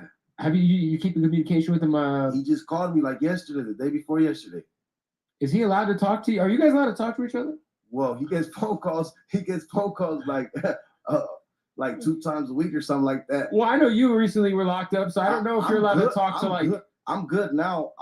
Are you off papers? I'm not. Yeah, exactly. I'm not on no papers. So you're free from the system. Finally, free from the system, man. I'm gotta keep it that free way, man. agent, man. I'm like, come on, man. Let's go hard. What up? We got to interrupt the interview real quick to tell you about our people at Blue Chew. Don't forget to go to bluechew.com. Use the promo code bootleg right now and get your first month free. All you got to do is pay $5 in shipping. It's the, fellas, the game changer. That's all I'm going to say. You pop the Blue Chew and your dick is on 1,000,000. Man, I'm not saying it makes it bigger, but it feels bigger. I'm just saying. I'm not saying, but I'm saying. Look, same active ingredient as Cialis and Viagra, minus the awkward visits to the doctor's office. All right, was white a whole month, but you also I just saw you. What are you waiting for? Go do that. But you also I just saw you were kicking it with Kodak Black. Explain to me how Kodak Black ends up hanging out with all the essays, bro. Man, I don't even know. It's crazy how life works. Like, nah, I'm just messing with you. So check it out. I did a song, one of his older homies with G Thug. G Thug. He does music too. He's from Florida. You know what I'm saying? He's a Zoe. They came down to Paramount, to my hood. We did a record. Ever since then, we just kept solid communication. And you know, anytime he comes down here, we take care of him. And if I go down there, he takes care of us. G Thug or Kodak? G Thug. Okay. G Thug. But the thing about it is he comes down, he brings all his Zoes. Right. They fucking with us. So it's like, I fuck with Thug, shit. You know, it's like I fuck with Yak. Same shit. It's like, it's transparency. You get what I'm saying? I'm gonna treat all the people from Sniper Gang, from the Zoes, I'm gonna treat them all the same way as I treat G Thug, with the same respect, you know, like as long as he gives me that green light. So like he says it's good, it's G good. Thug's your guy, that's Kodak's guy, that's the that's the common right denominator. That's his homie and shit. So where did you have Kodak actually pull up to the hood? Like where were y'all at? Check it out. G Thug wasn't it. G Thug, this last time when they were here for Rolling Loud, he told me pull up, come to the studio. You know what I'm saying? I pulled up. I was chilling with them. I was chilling with Kodak and Gunner when they recorded for his last album before he got picked up. And then I was chilling. We met and we built that little relationship. I already had a relationship with G Thug. It's just a matter of building a relationship with the whole gang, right? With the whole Sniper gang and everybody. So I met Rico. I met his cousin Jader. I met a lot of people. Right. You know, Big E. And then he came back down again. He came back down multiple times and we kept contact. So this last time G Thug told me, hey, Kodak's in town, he's gonna pull up on you, you know, take care of him, you know, whatever he needs. I was like, yeah, I got you, you know, it's all love. He called me like 4 a.m. and I'm asleep, but I answer the phone. That's G Thug. I already know what time it is, it's business. So I answered the phone. I'm like, I got you. Let me know when he's here. Pulls up. I was at an Airbnb. I was getting ready to shoot videos. Kodak FaceTime me. I'm like, oh, what up, yeah? You know what I'm saying? Like Chico, shit. I told him pull up. He pulled up on me and shit. From there, we went to the studio. You know what I'm saying? He's like, I gotta go to the studio. They're gonna pay me $30,000 to listen to beat. I said, let's go. I'm going with you. He said, let's go. Bring the whole gang. I brought everybody with me. We went to the studio. You know what I'm saying? We in there chilling with him. We made some music and yeah, you know what I'm saying? Shit. Y'all got a record together? Shit, something like that. You know what I'm saying? Something like that. So you guys have a song together? Yeah, well, he sent me as soon as we left the studio, he shouts me out on the record and all that. He's showing mad love. And then as soon as we leaving the studio, he like, hey Swift, I know you want that. Oh, here, give me a phone. He airdrops it to my phone. He sent me the record. And then I hop in my car and listen to the record. They got open verse and all that. You know what I'm saying? They have bridge and shit. So I was just like, oh, I'm like, hold on.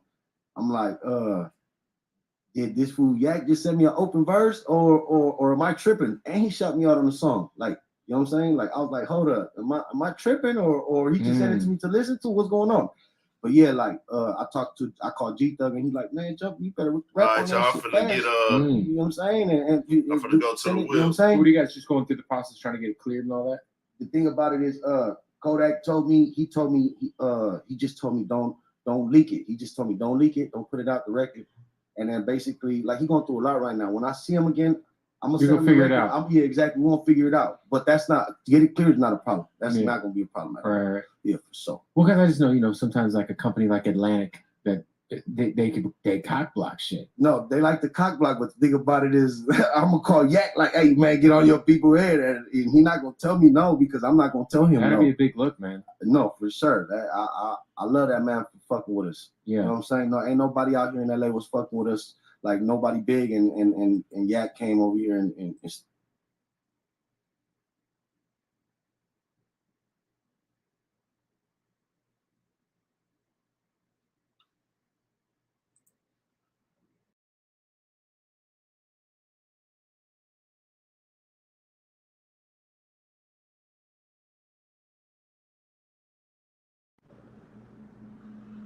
we back.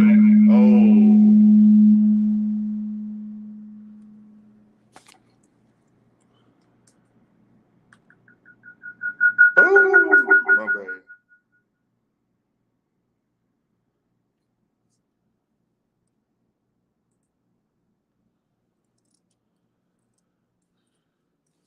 My bad.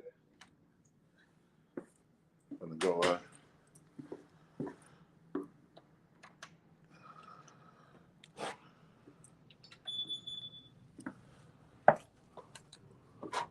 What's good? Y'all can hear me? Can y'all hear me? What's good? What's good? Y'all can hear me? Let me know something real quick. Can y'all hear me?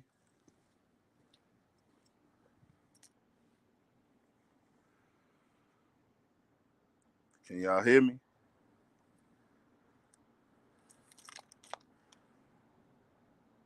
Can y'all hear me? Let me know something, man. Let me know something. Bet it's clear. Bet. We finna get back to it then, man. My bad, y'all. Short intermission. Ugh. Let me lock this door. Damn, hold on real quick. I forgot something.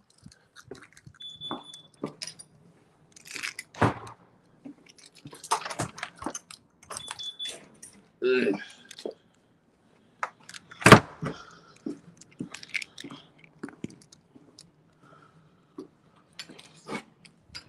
Dog said you Texas boys are infiltrated with the California. What you mean by that, bro?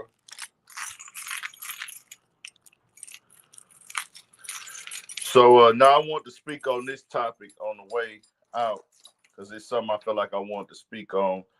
My goal with this topic wasn't to tear homie down. It's not to tear Swifty Blue down or campaign against him, which is also why I came back and spoke on it again once he pulled up to Long Beach after everything went down. But if you don't know, he went on to the Bootleg Kill podcast and said that he would not sign. They're not interested in signing to anybody black. Not to sign, he wouldn't sign with a black record label.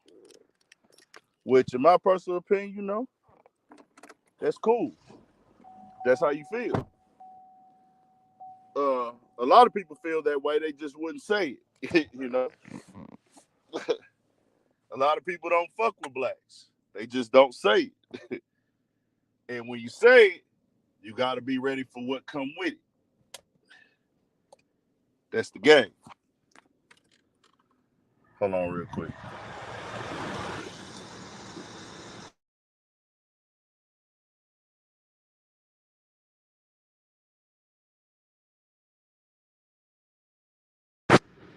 Yo. Technical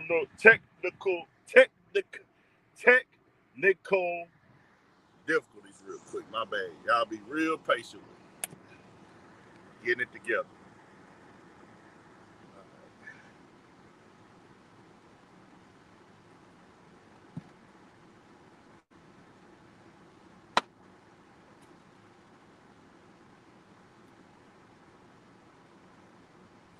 My bad, y'all, man. I'm trying to get my shit together, man. I'm actually running a little late.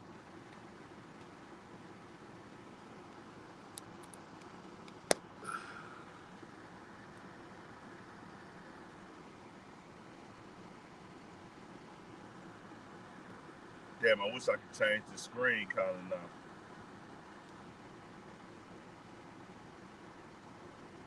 Fuck. Can I change the screen from this hoe?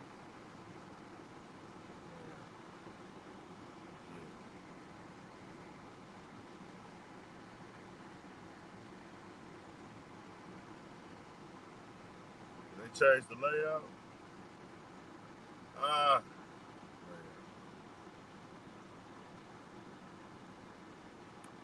Alright, yeah, that's better.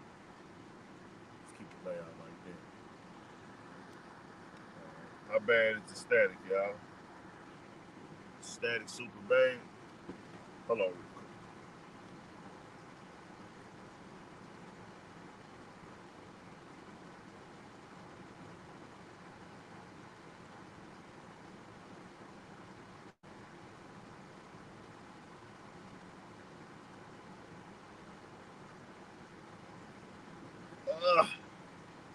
Let's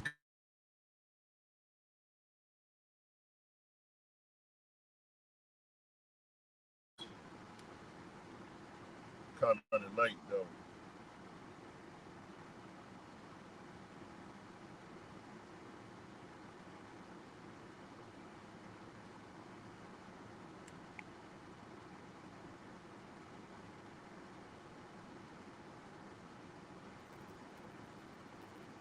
Hold on real quick, y'all. Studio 56 podcast tomorrow too. Studio 56 podcast tomorrow night, man. I know what's going down with it.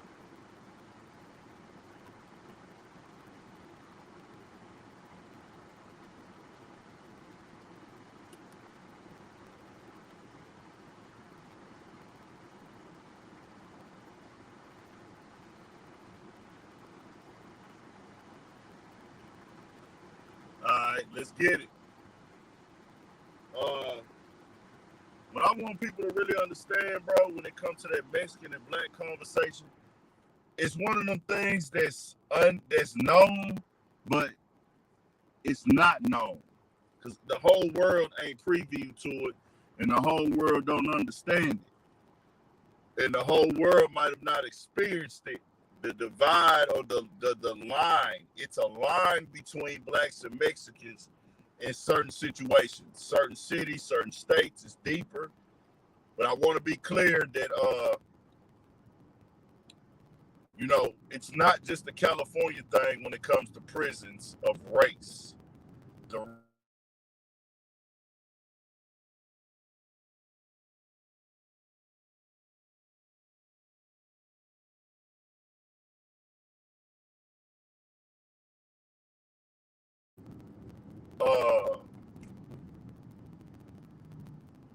Super duper heavy here, keeping it 1,000. That race shit is heavy here in the prison system, from what I've been told. Never been, don't plan on going, but everybody that I know that has been to prison has told me that Mexicans don't fuck with blacks in prisons at all in Texas, to the point where they won't even speak to you. They could have been rocking with you in the county, could have been down with you, your bro, your partner. But once you touch the prison, they are not fucking with you at all. And rarely they have a few, depending on, I guess, the unit they touch down on. So when homie said that, Swifty Blue, if you don't know what we're talking about, I wasn't shocked at all. It didn't it wasn't overwhelming. It's just I'm looking at it from a grown man aspect of this information that you're volunteering is not going to help you. And you're a rapper. You're an artist. You have a following. People watch your music. I mean, listen to your music or watch your videos. There is no point of volunteering information that really can't help you if it's not bothering your moral code as a man. True, you believe in what you believe in, but it's kind of like you got to play that shit with a fine line. I ain't saying be not express how you feel. I ain't saying be no coward against no real shit, but this ain't really playing with you as a man. Like, it ain't fucking with you. Like, if somebody tried to ask you or put some demoralizing shit on you, then yeah, nigga, stand up for yourself and pop your shit. But in situations like this, when you get interviewed, just know if you in a black culture, bro, you rap. Rap is a black culture, and we not gonna play the fence and play the lines no more on here. We keeping this shit all the way 1,000 a day. I'm on that type of time. Rap is black. Hip hop is black. As in me, as in nigga. This is our culture. This is ours. We have other people here. Yes, there are Puerto Ricans here, but guess what? Puerto Rico has a traditional culture, language they speak, and other things outside of rap, right? This is a fact. So do Mexicans, so do Asians, so do white people. But guess what? Oh shit. My bad. My bad. My shit came off, y'all. It's about time for a new motherfucking holder, man. My bad.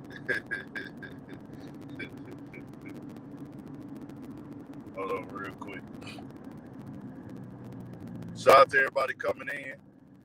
Kodak is not Hispanic. Kodak is black.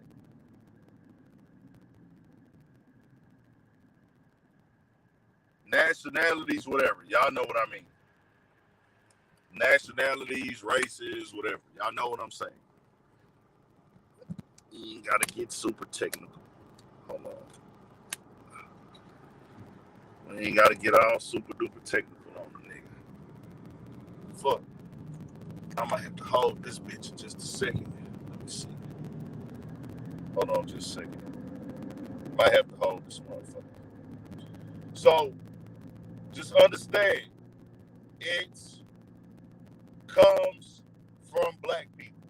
Yes, there were other people on the inner city where hip-hop started at. There were things of that. But it comes from blacks. And even when hip-hop started, we're the ones that keep it going.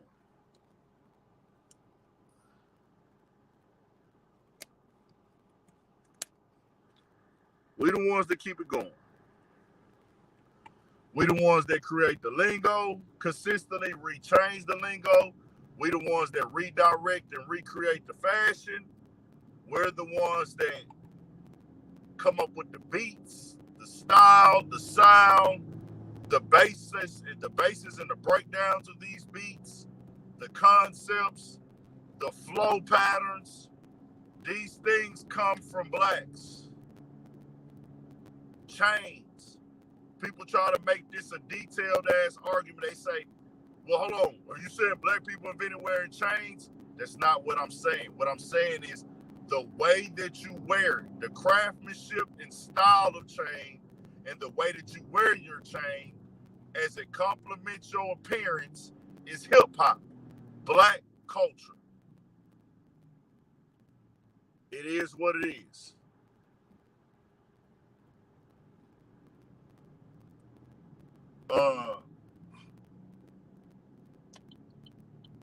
We have invented so much in the world, bro. And one thing about black people, we are very forgiving. Like this nigga see me trying to get over, just refuses to let a nigga get over. All right, fuck it. I'm going to hold the phone now. Fuck it. I'm going to hold this over. I'm going to hold the phone.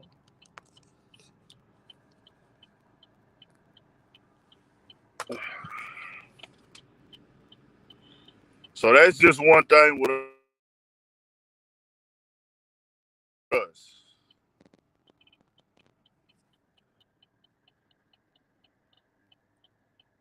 So, dog, like I tell people, you know, they don't like to have these conversations, right?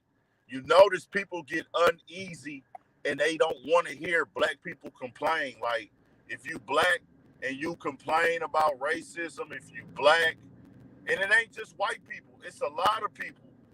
They try to act like it's not a thing and it's not really a big issue because they have seen successful black people. Like they see a few black people with money, they want to be like, well, oh, y'all have an opportunity now, but it doesn't change the fact that there's still a system in place. As in, it ain't just about what you see. It's about the black people you don't see who have to deal with these type of oppression-driven environments. Look up redlining. And you want to know why I will never not feel bad about complaining? Anybody can have any opinion they want to have. That white guy from Channel 5 went on No Jumper and told Adam the reason that there are gangs are because of redlining. A white dude went on there and said that a young white dude, the reason why these guys are in these gangs and coming from these environments and mindsets is due to redlining. Look up redlining, y'all. So when you try to come into rap, anytime you say you don't want to sign to somebody black publicly, it's going to sound bad. Black people are going to feel the way because this is a black culture.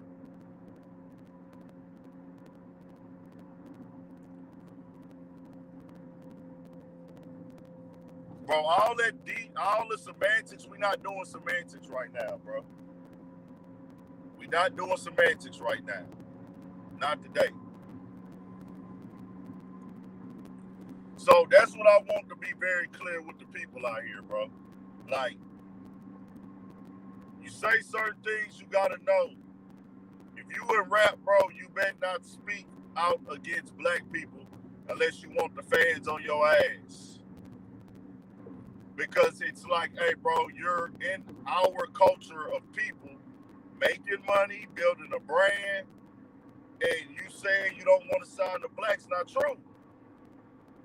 I would tell Swifty Blue this to his face. I respect you, gangster, for wanting to put your people on and keep the money with your people, nigga. That only makes sense. We should do the same. We should do the motherfucking same.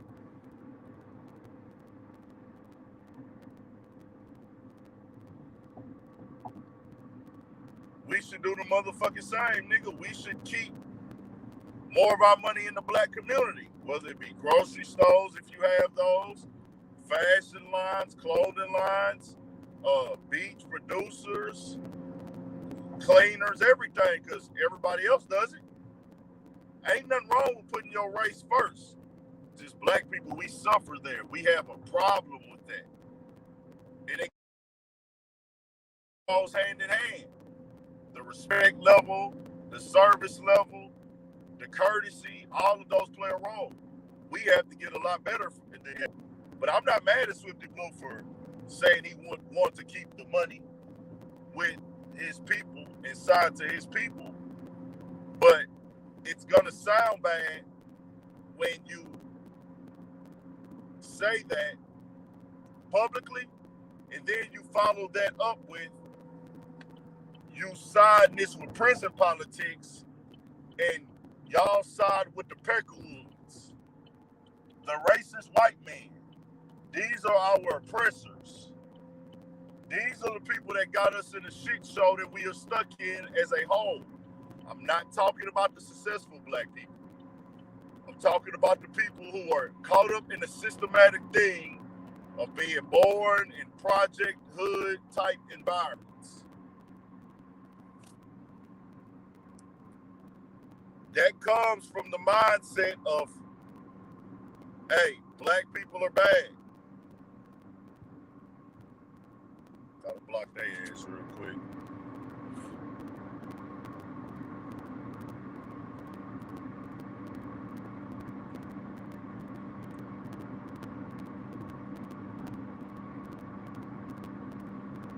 So just know that, bro, that's how the game gonna go.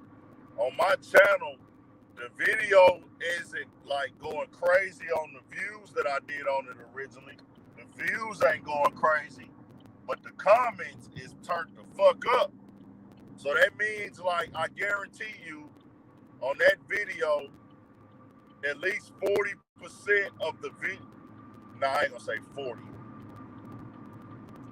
A high percentage of people more often than I've ever gotten are commenting on that video than they normally would because they feel a way about it. They feel a way about what he said. I'm not trying to side with no blacks. It's gonna sound bad publicly. They're saying it. You go with the program of siding with Peckerwoods in prison. It's gonna forever sound bad amongst black people, bro. Because you want to know why? Because it's based off of our skin color, something that is out of our control. We can't help this. And then he, Bootleg Kev even asked him, well, what about if it's somebody non-affiliated? Meaning, that takes it out of being a gang thing. That's gonna make it sound worse, bro. When you ask a nigga, man, but what if it's somebody not affiliated? That means, okay, we're gonna take the gang element out of it. And we're gonna take the prison element out of it. That's when you're supposed to say, hey, bro, I personally just don't want to sign nobody, period. And I'm not against signing with nobody black. it just got to make sense and do business. But I most definitely want to turn my people up first. Because I want us to have and get money too. I want us to get rich too. I want us to become billionaires too. I love rap music. I understand it's a black culture, but I do want to make money in it, and I want to have a Mexican $1 billion label or an Asian label.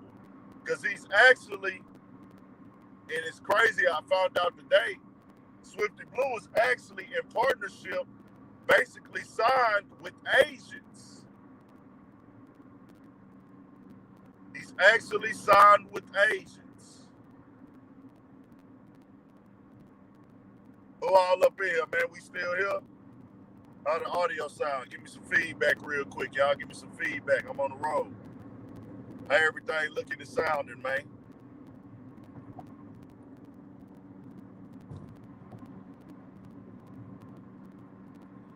Well, see, that's the thing, too. It's different all over the country.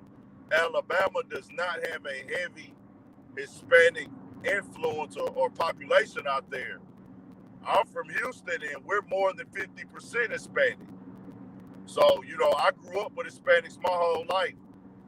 They've been around us niggas since day one. We go to elementary school with Hispanics, a lot of them. And they say nigga, they act black, some of them, not all. Some act black. They say nigga, they wear Jordans, they got haircuts like us.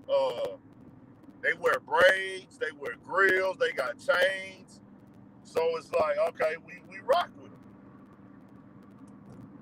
We rock with Hispanics. They are people.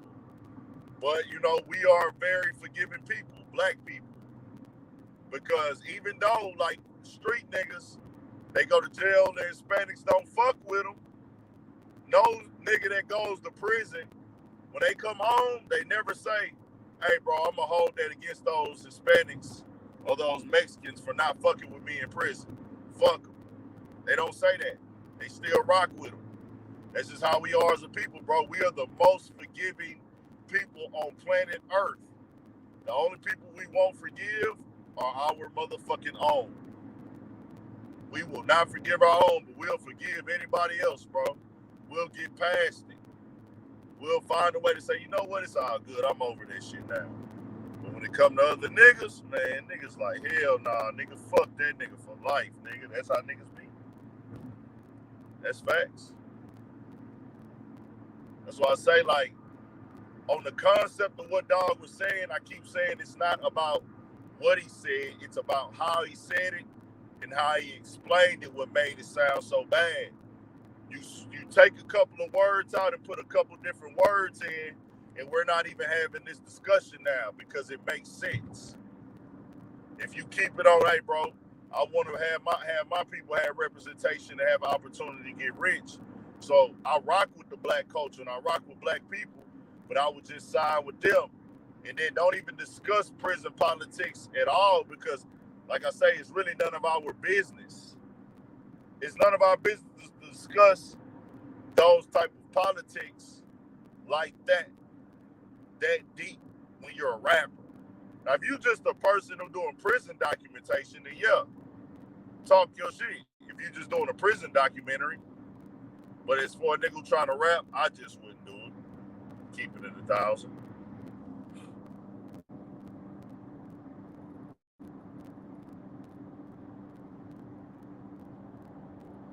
No. He wouldn't have been damned if he didn't. He wouldn't have been damned if he didn't say that. He could have won this interview and kept it very different. He chose to go down that road. He the one who said he was institutionalized. His people wouldn't have been pissed off if he would have went in there and said, I'm down to do business with whoever. Trust me. He could have just said it better. You know what I'm saying? He feel how he feel, though. You know, I can tell him, like I can tell anybody that. You feel how you feel, but just know when you talking business, what you do and say can hurt you.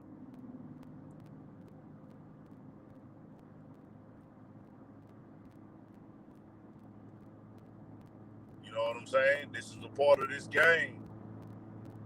But we rocking, man. I'm pulling up. I appreciate y'all tapping in. Kodak Black and Jackboy. I just feel like, you know, the more this shit make headlines, it's gonna make it deeper. And that's the reason why they still got this stuff going on. You know, it's fucked up because I'm a fan of both on the music side. You know, I liked it that Grimace freestyle that made World Star when it dropped with Jackboy. That's the first time I got hip to him. The day that bitch dropped, I think it was like a vlog first. Or no, it was a studio video first. That Grimace shit. It was a studio. They was in a studio rapping. And if you know me, nigga, I'm a big fan of freestyling, nigga. So even if you're not freestyling good, I'm a big fan of freestyling. So just seeing them kind of like go off the top and do his little thing, the way the homies was ad-libbing in the back, I started fucking with Jackboy the first time I saw him on that little freestyle. Been following him ever since. He's been very entertaining. I know he went through his jail problems and prison time problems early on. So once I see him level up this last time Kodak was in prison, I was like, okay, he leveled up now, bro. I'm ready to see this nigga win now, man. I'm here to see it. Go up, Jack. And I thought that him and Kodak would be able to link up and do music and be homies and rock out. I never think I'll see the day these niggas will fall out, but this is how life works at times, man. These things happen a lot.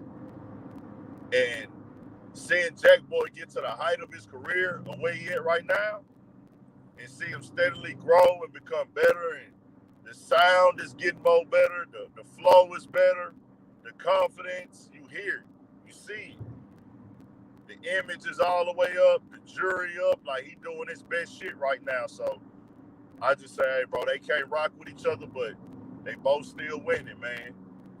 Kodak went on a little rant, and I'ma just think, and I can't confirm, but I would think a part of that, you know, he been having a little shit with Youngboy, but a part of that response is most definitely for Jackboy's recently released academics interview clips on this channel. You know, these blogs, hip-hop blogs, is information. They gonna pick it up, screenshot it, repost it. I do it on my small blog page also.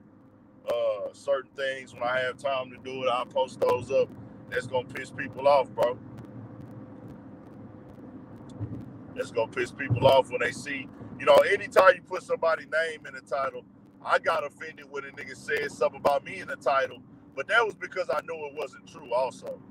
Well, he didn't have it in the title. I've had a few videos made about me, certain things said about me, and I didn't feel no way about it until I felt it wasn't true. When I felt it wasn't true, I was fucked up about it. I was like, okay, bro, nah, nigga, you tripping. Stop, don't speak my name in vain, nigga. You got me fucked up. Like, but now we out, nigga. Sunday fun day. Pulling up to the scene. If you out, holler at me. We drinking today. We turning up. It's a beautiful day in the city. Wish I could turn it around for y'all. Downtown. I don't know if y'all can see that motherfucker. This is what the skyline of Houston look like.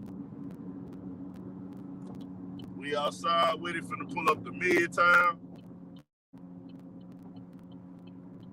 Beautiful day, beautiful day. You gotta wait till like damn near 7, 8 o'clock in H-Town because it be getting so motherfucking hot. I'm gonna let y'all see this shit. Fuck it. Can y'all see? Let me know if y'all can see. Is it too bright? Did y'all see that shit? Is it too bright? Let me know something. Can y'all see? Can y'all see? Come to LA. I'll actually be in LA probably within the next month or so. I was supposed to try to come this month, but I'm really gonna try, Lord say the same, to be out there by September. In September sometime. Probably towards the end.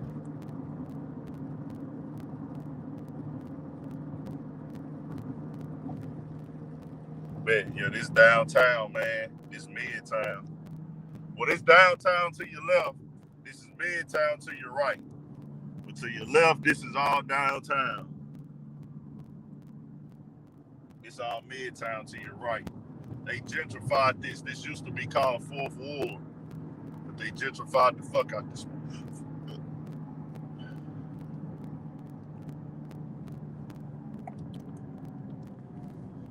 is all Midtown right here now.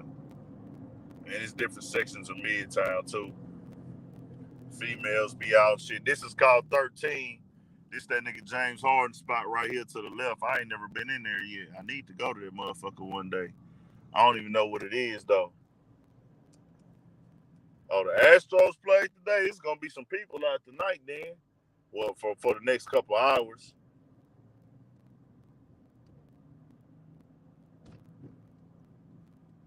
It's Midtown though.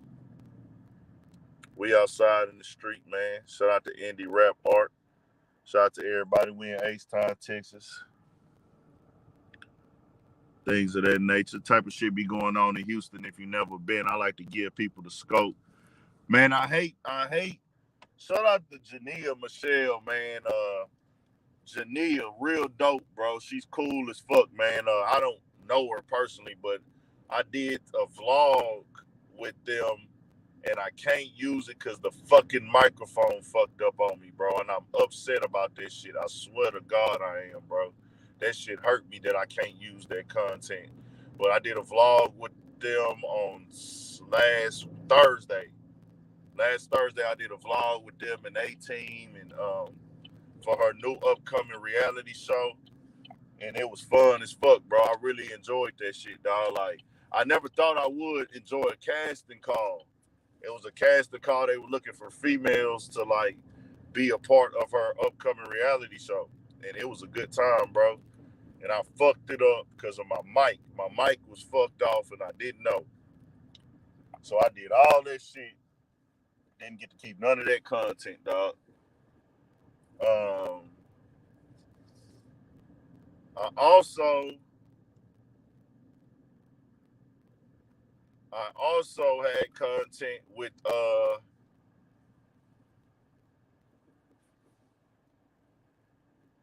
also had did a fashion show, dog. I did a fashion show and I can't use none of that content. I'm fucked up about that too. Big ass fashion show in the city. Y'all might have saw some of the clips on my YouTube story. Hundreds of people there, bro. Turned up. That shit was turned. And I can't use it because the fucking audio got fucked up. I don't know how that happened. I don't think that's happened to me before. If it has, I don't remember. But that shit fucked me up though, man. I'm fucked up about it to this day, nigga.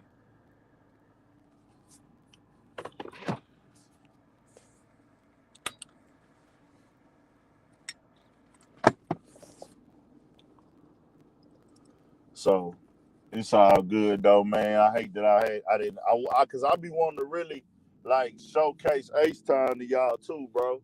I like to do the content. I love doing the podcast. I love Studio 56 podcast.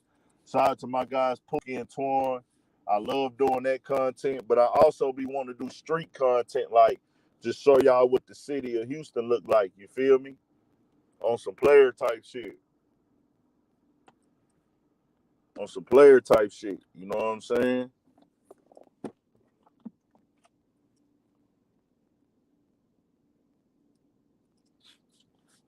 Put on that cologne for a bitch, man. You gotta have that good cologne on. Gotta smell like money. Grab a couple drinks.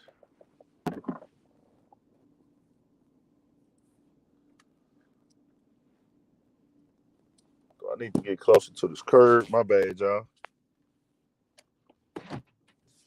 Gotta put that cologne on. Smelling good, man. Sweet Jones. What my nigga Pimp C say. I think he used to say $24 cologne. I can't remember what Pimp C used to say. Like my nigga Sauce say. He said, yeah, nigga, Texas boys, nigga. Texas boys, nigga. We don't act like y'all niggas. We don't talk like y'all niggas. We smell good. I can't remember exactly what he said. Now that nigga Sauce was talking some shit. Nigga, we smell good. We don't stink like y'all niggas.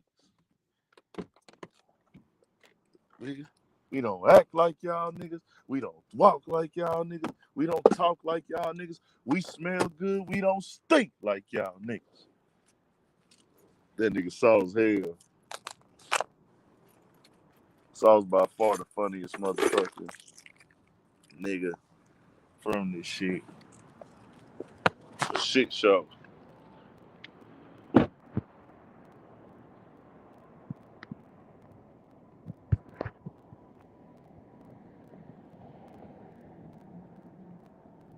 We out though. They out here today. Shit show.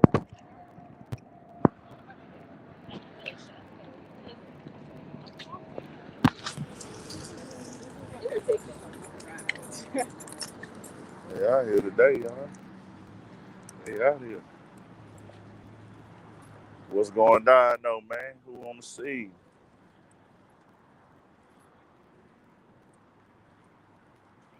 Who's still up in this motherfucker? Make sure I like my car though. I be really saying like, nigga, I'm gonna come out here. I be really trying to get out here later. But that shit be hard. I ain't like my dough.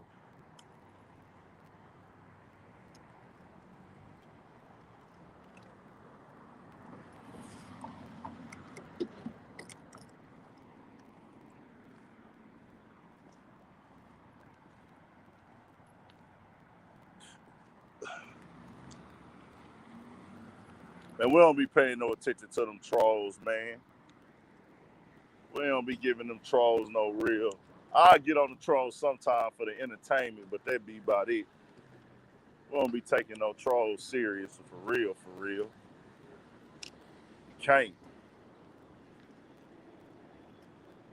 be taking them trolls serious, man. Playboy Vic, what's good? We in the city, man. We outside. What's the move tonight, man? Who outside tonight, man? We popping out. Fuck it. Straight up.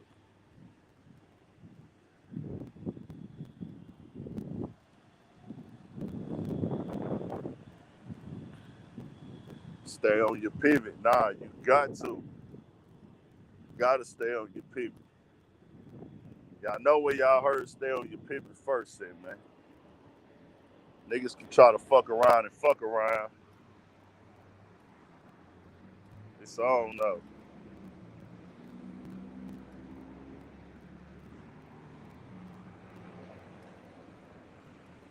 Tighten up my shoes real quick. Hold on. Tighten up my shoes.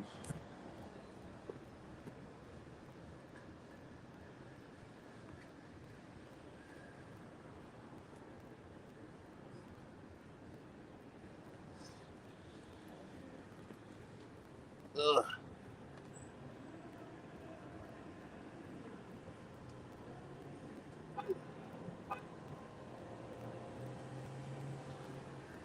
Yeah, man, we outside.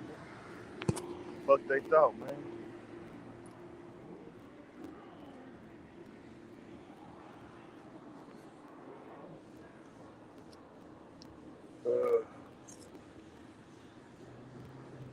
Should I go chain or no chain? What my chain for?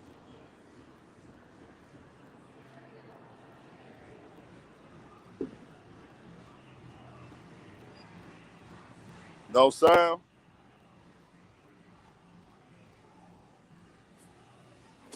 We straight. They outside, nigga. I'm at this Bell station. Then I'm gonna pull up the camp. I'm gonna go live at camp. I ain't gonna go live in here. You know what? Fuck it. I'm gonna stay on live. Y'all hold on. I'm gonna put my phone in my pocket. I'm gonna stay on live. Actually, nah, because I can't turn the screen around. I'm gonna go live at camp. At camp. Y'all tap in though, man. Stay on your pivot for shit show. I'm gonna go back live at camp tonight.